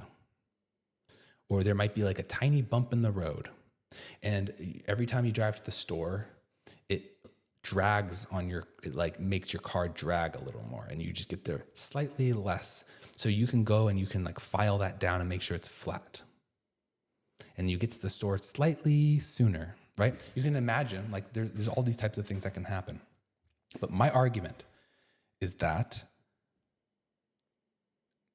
just because something can marginally improve an outcome does not mean that it will be worth it to do it. There is going to be a ranked list of priorities, ranked as best the AI can in terms of the return on investment. And so there's a scarce amount of resources. They can't do everything, and they don't have unlimited time. And so as a result, if you have unlimited time and unlimited resources, you can do everything, infinite things, right? But that's not the reality. AI is actually a constrained thing. It's actually constrained. You can be smart, but it's still constrained. So it's going to make trade-offs and it's going to make choices. And so what we have to contend with is the fact that we don't know where we fall on this list of priorities. And most likely, we do not fall high. Just like it's most likely not going to want to preserve us to achieve its goal, it's also most likely not going to want to kill us to achieve its goal. It's the same thing. It's the inverse of it's a corollary of the same statement. If let's say that AI wanted us to thrive, it's possible. Everyone admits it's possible, like theoretically possible. It's just astronomically unlikely. We don't expect it to do that. If AI wanted us to thrive, it would do everything as a top priority to make us thrive. Okay, cool. Sounds good. That's not going to happen, though. We all agree it's not going to happen. Now, if AI wants us dead, it's going to, as a top priority, make sure that we're dead. That would be bad, but nobody's arguing that. If AI has a very adjacent goal to us thriving, then we'll still probably thrive because it'll prioritize that. But that's probably not going to happen. That's what orthogonality tells us. It's not going to happen.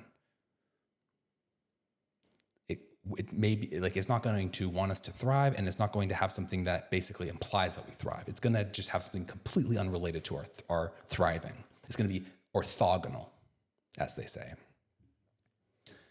Similarly with death, similarly with us dying, it's going to not want us to die straight up, and it's also not going to want something that, like, by the same logic, leads to us dying. It's going to be something orthogonal. Now, marginally, yes, it would want to kill us. However, and I agree with that, and that speaks to the asymmetry between life and death. It's easier to die than it is to live. So most things put to infinity end up in us dying, and very few, and only the ones that are adjacent to us thriving let us thrive. So most likely we will die. But there is a steep decline that occurs on the death side, where it goes down the priority list. And we don't know where we are on that priority list. That it's essentially randomly distributed, and it's the same odds, essentially, that it really wants to let us survive, and it really wants to kill us. And those are high priority items in either achieving its primary goal or its sub goals. And everything in between, on an unlimited timescale, we would bias towards the dying scenario, but we don't have unlimited time. We don't have an astronomically large amount of time. That's not how it works. We have to think about finite timescales, and what are the most likely outcomes on finite timescales. And if you search the space of possibilities on a finite time, on all events on finite timescales, you'll see that all the most possible actions that AI takes will result in humans surviving. It won't, even if it could marginally benefit from humans being out of the road, for being out of the way, like as if like there's a little bump on the road and it like hurts your route as you go to the grocery store, and you could take the time and file that route down. Even if it's doable as that, which is a tall order, and as marginal as that, like that's not a rational thing to spend time doing. And nobody ever gets around to doing that.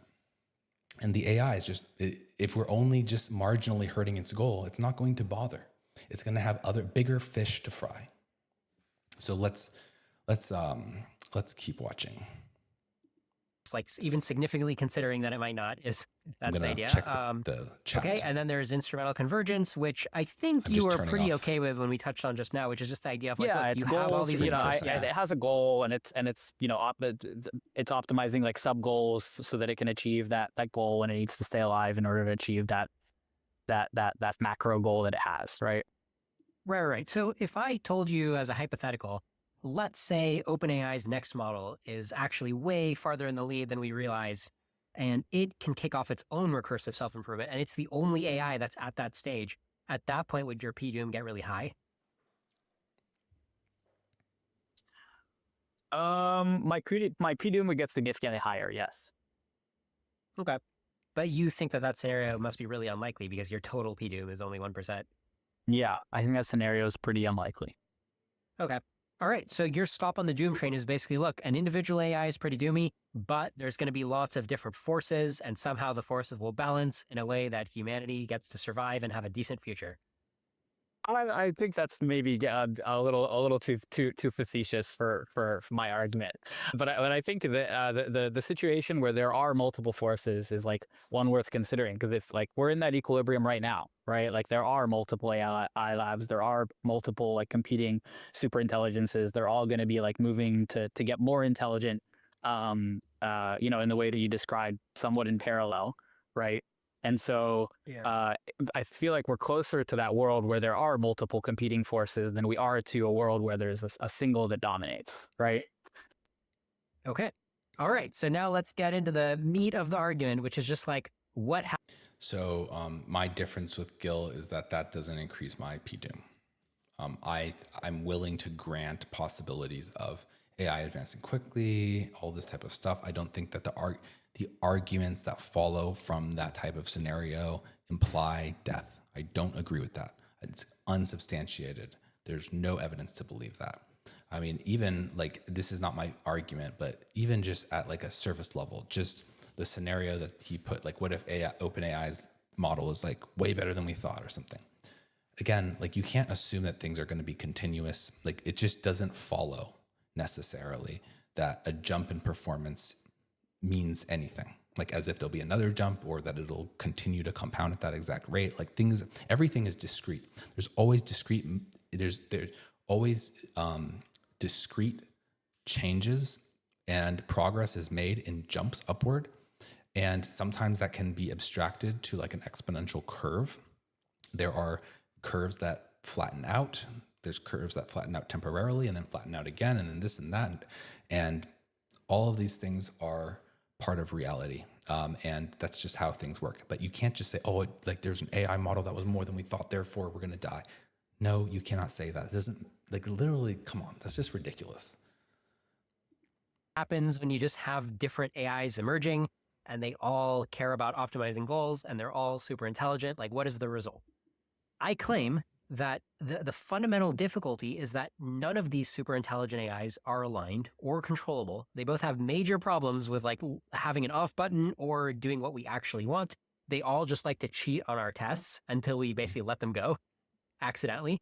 And so you have all of these unaligned AIs, and the result of a bunch of unaligned AIs talking to each other and splitting the universe among each other just doesn't help us as humans. So it's like if you have a bunch of different, the analogy would be if you have a bunch of different human countries, and the human countries have a lot of geopolitical conflict and geopolitical trade, that doesn't help the ants, right? So I would make that analogy. So that's my claim. So what's And ants are still here. your counterclaim?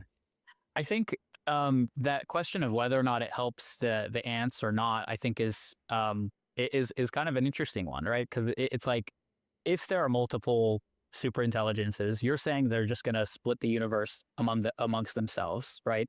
We're going to get to this world of like multiple super intelligences, and they're not going to have some kind of persistent misalignment, disagreement, like way in which they can't exactly predict the other's behavior, because they are both super intelligences and in some sense, by definition, can't fully internalize the workings of the other, right? So like they are going to be in some sense on an equivalent level of intelligence, and they're not going to have predictable game theoretical, interactions between each other.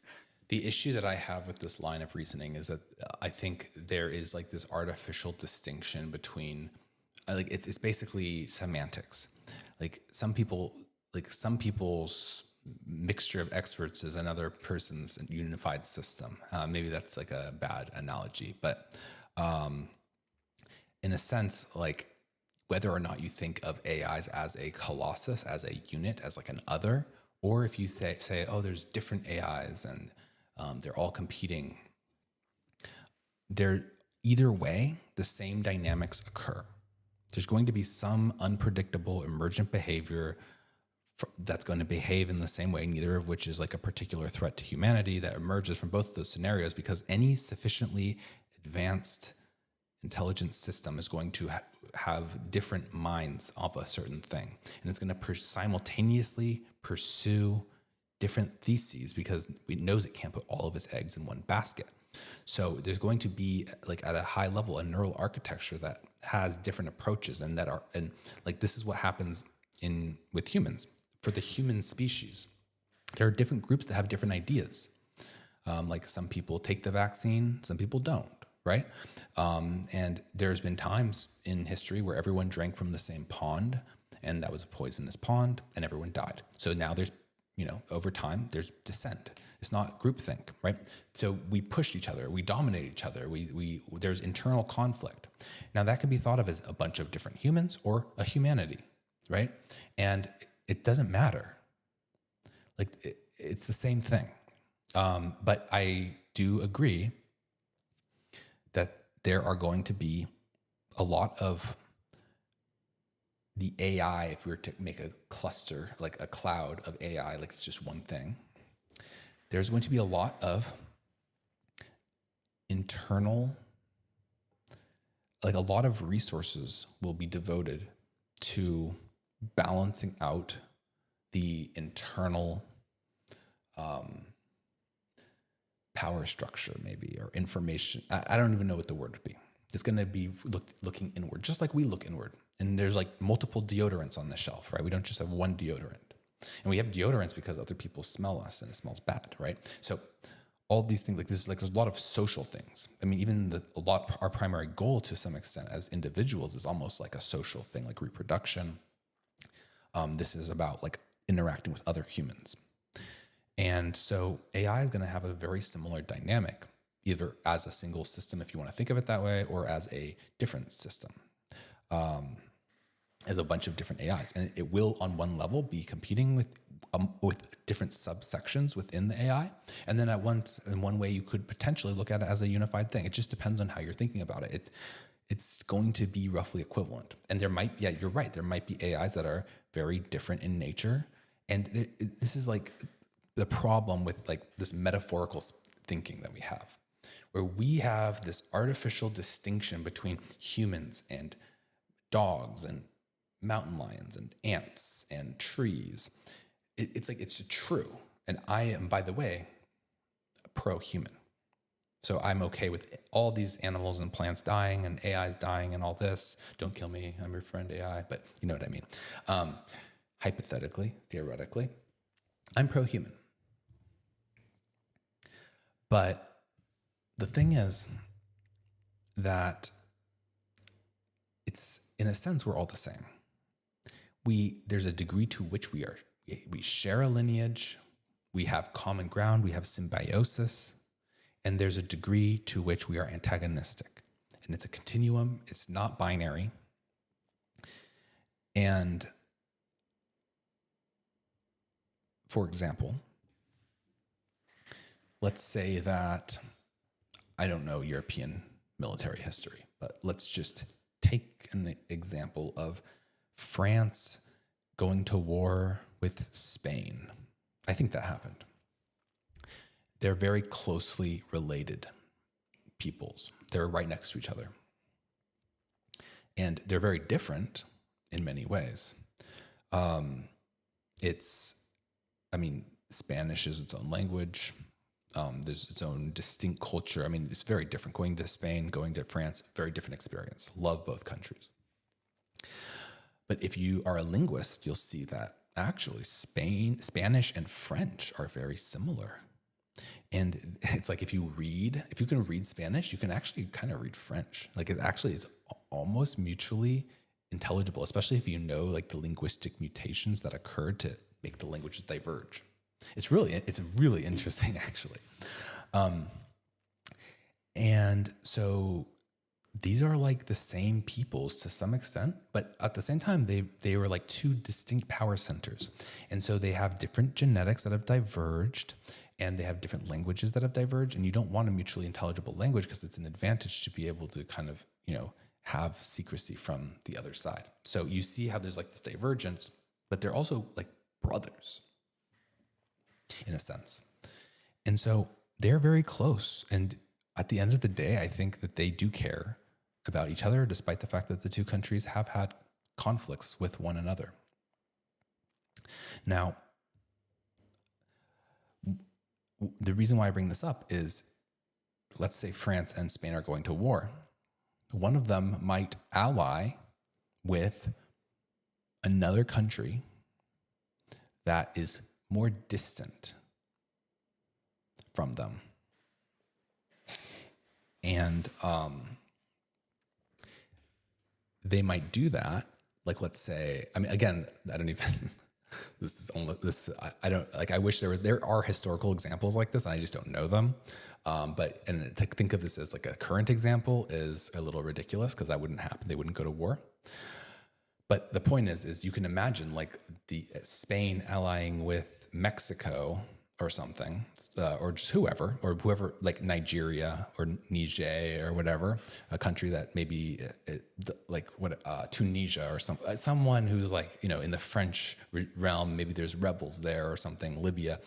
And they are now having this alliance, maybe like Morocco and Libya with Spain can come together and go against France. Now, you would think that like, okay, well, France and Spain are like genetically closer, linguistically closer, culturally closer, politically closer. Yes, true. There is a big distinction between these other countries and France and Spain, relatively.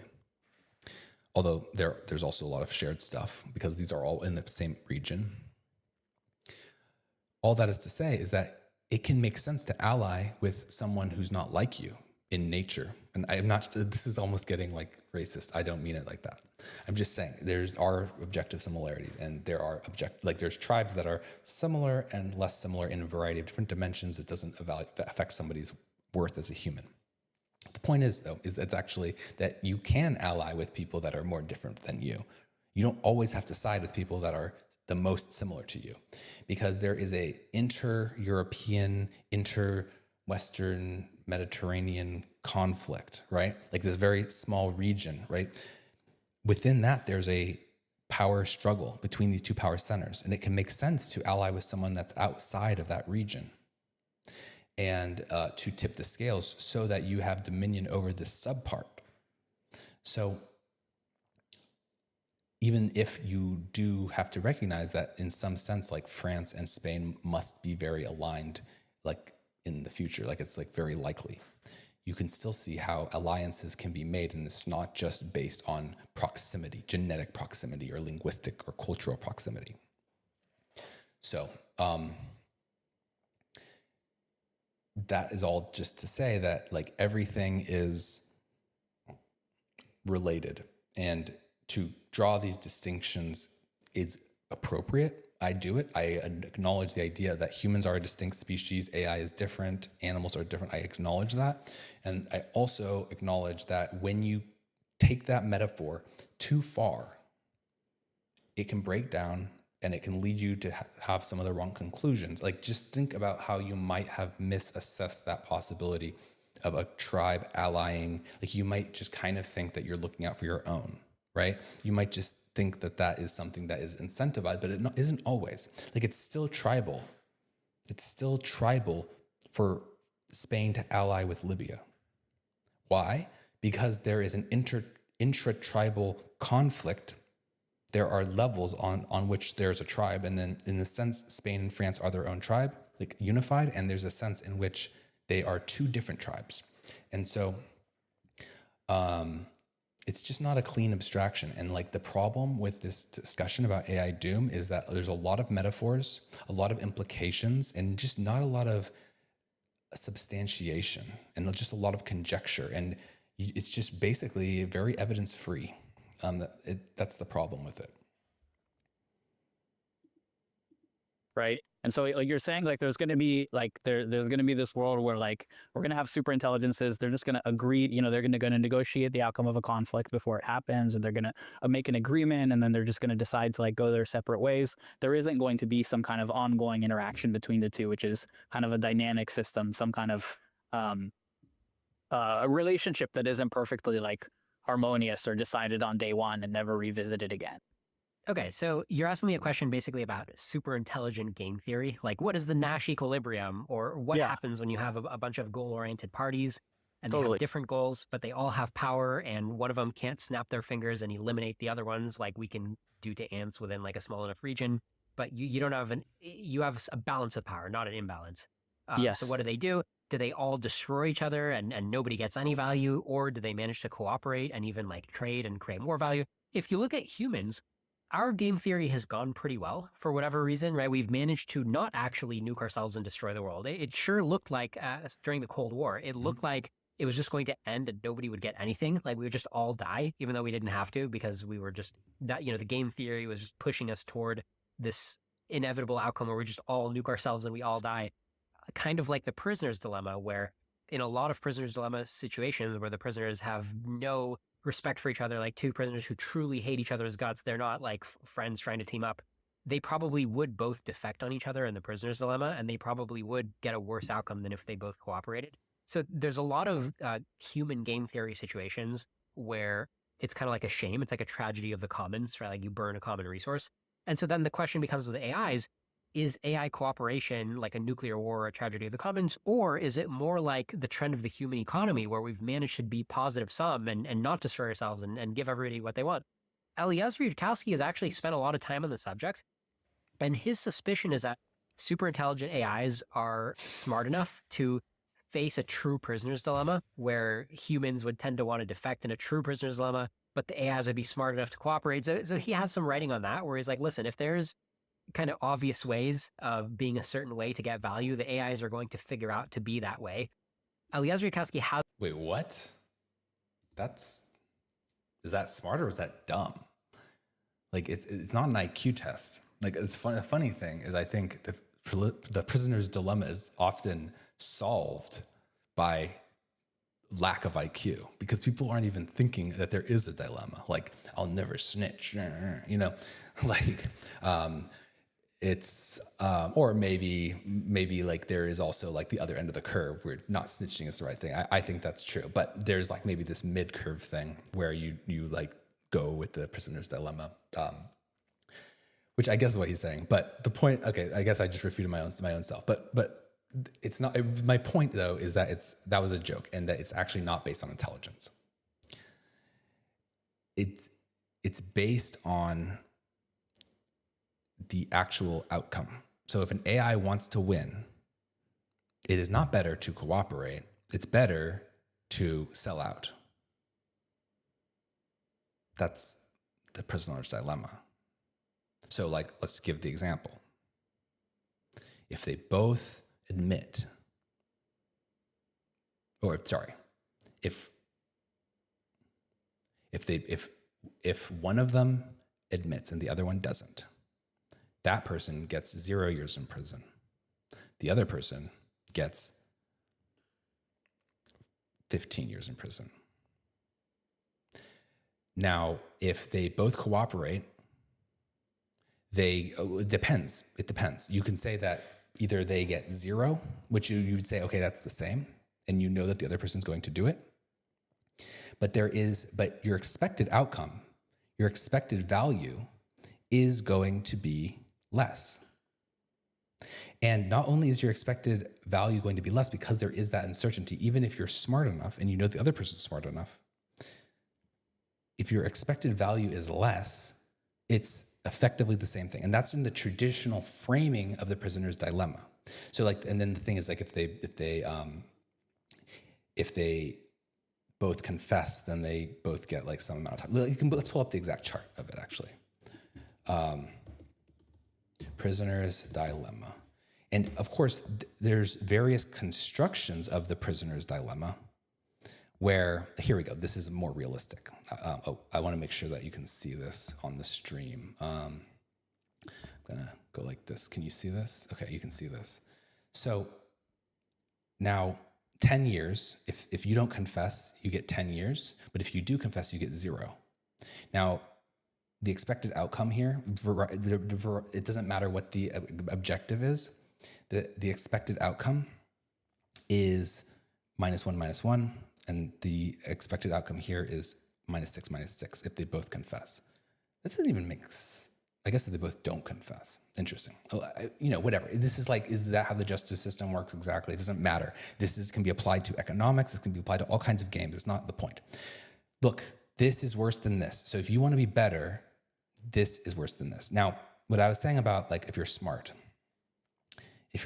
you might still not snitch because you realize that your morality is the most important thing in the world.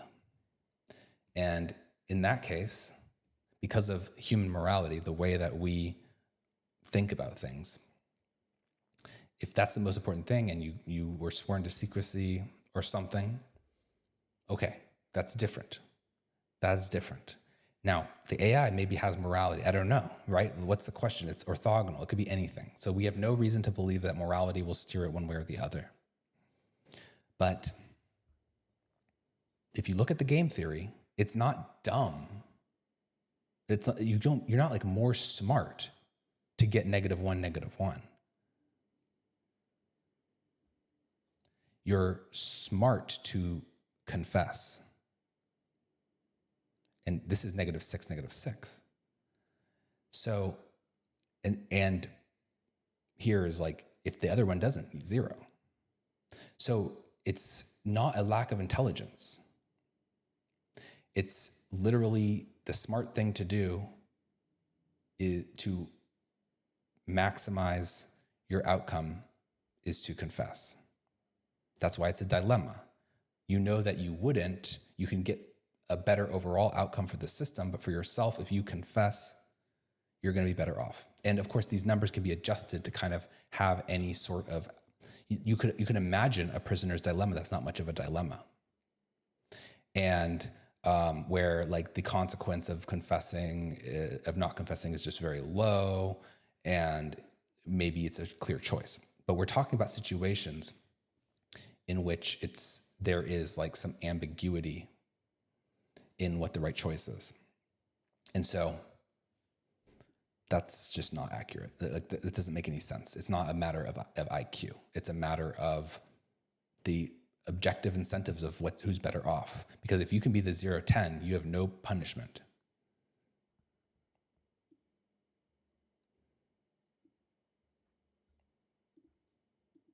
This intuition that super intelligent game theory is cooperative whenever there's positive sum to be cooperative.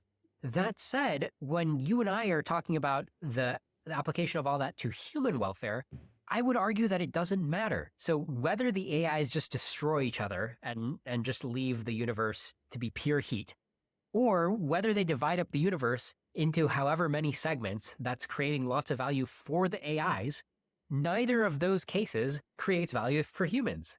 Is it not possible that one of those segments that they divide the universe into is one in which like humans are like thriving and like having a wonderful time, and there's abundance for all of us? Like those segments create shards which all have like different possibilities, different possible futures within them, right? Like does that not, like, is there no space inside those shards where we could be like doing great?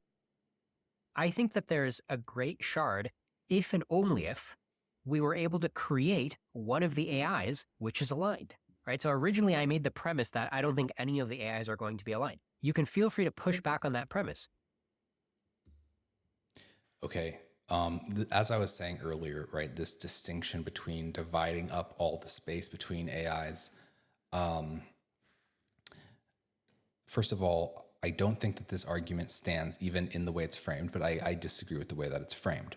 Again, you can think of AIs as a unified system or as a bunch of separate individual subsystems. Either way, a unified system will have subsystems within it that will be adversarial to one another. So it doesn't matter. The idea that one AI would take up all the space or all AIs would take up all the space, both of those are just completely false. It would not take up 100% of the space that's out there. It's not going to be able to utilize that many resources. It's not going to hit that kind of a scale. That is an open question as to whether it will do it and when. You cannot take that for granted. So that's first of all true. The second thing is, let's say that they just divided up a map. Let's do a simple version of this. They divide up the map and they say this AI gets here, this AI gets over there, and they divide it up. If they're at war with each other, they're not going to be focused on making ants go extinct in their territories. They're going to focus their effort on fighting, infighting. They don't have unlimited effort. Like, why would they like every moment they're focused on making ants go extinct is the moment that they're focused on they're not focused on winning the war. So there's a resource constraint. So I think that does work against the case. I don't think it's necessary to even look at it this way, but it works against, like, if there's a bunch of, not only is it the case that this infighting like would be the major focus for the AI. Of course, there's infighting amongst themselves, and then there's infighting in the sense that they are, or not infighting, but like survival. Like it's like PvP and then PvE. Like they have PvP against each other, and then there's PvE against the environment. They have to survive in the world, and they have to fight war. So that they have to farm and train warriors, like in the traditional human context, right? You have to do both. And also people can sabotage, one AI can sabotage the other one's supply chain, etc. And people have done that in war. They've like poisoned the river. And so all that would be using up a ton of their resources. It's just a fact. And also there's stochasticity. So some people may have more of an emphasis on cleaning up their environment or something. Some people might have more of an emphasis on, or when I say people, I mean AIs. Some AIs might have more of an emphasis on just fighting the war. I don't know. I mean, again, will all humans die? Maybe in one section, an AI would choose to do that, but it's not, again, for all humans to die, it would have to be like this universal principle of wiping out humans that it would always come to, which again, on a long enough time horizon, if you just assume unlimited scaling and omnipotence and omniscience, yes, then all of them would wipe out all the humans. I agree with that, but they don't have unlimited time. They have scarce resources. So the idea that it's like a given that they're going to kill humans in their respective dominion is just unfounded.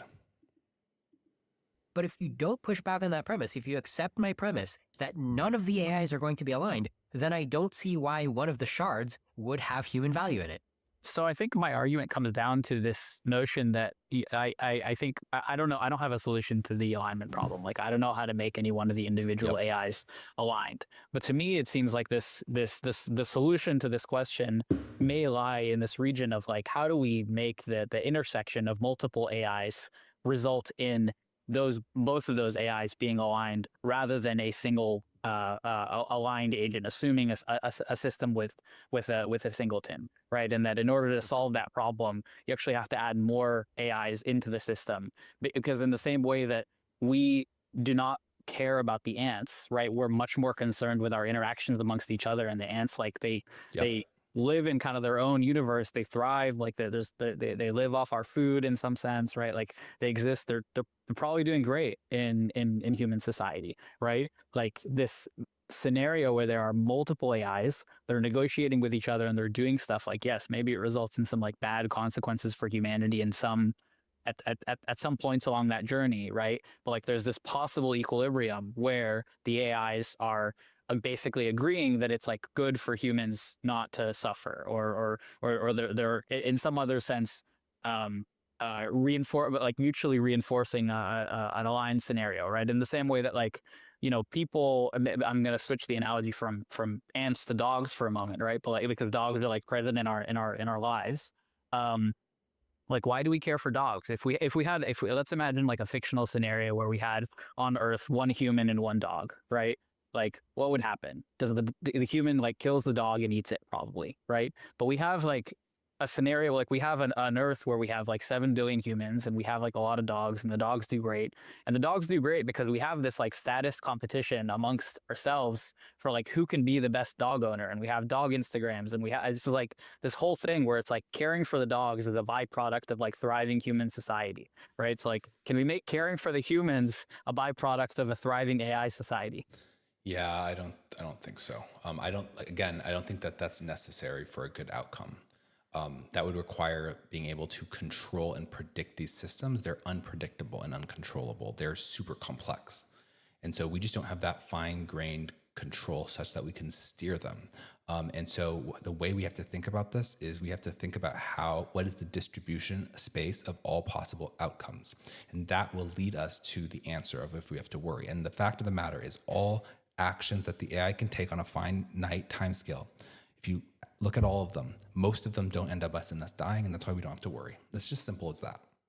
On an infinite timeline, it's reversed. On an infinite timeline, most configurations of matter in the universe have us dead, and therefore, by extension, an AI affecting those changes would, on a long enough time horizon, mean that we're dead, but that is a bad assumption. It's not going to be around for an infinite amount of time. That is just a straight up bad assumption. Dogs co-evolved with humans. That's why it is that way. And even to be able to, like, there's one thing that the fact that that exists already and we can point to it. And there's another thing to actually be able to steer something to have that outcome, which is a much harder task. We don't steer evolution. Evolution runs its course and things turn out the way that they are.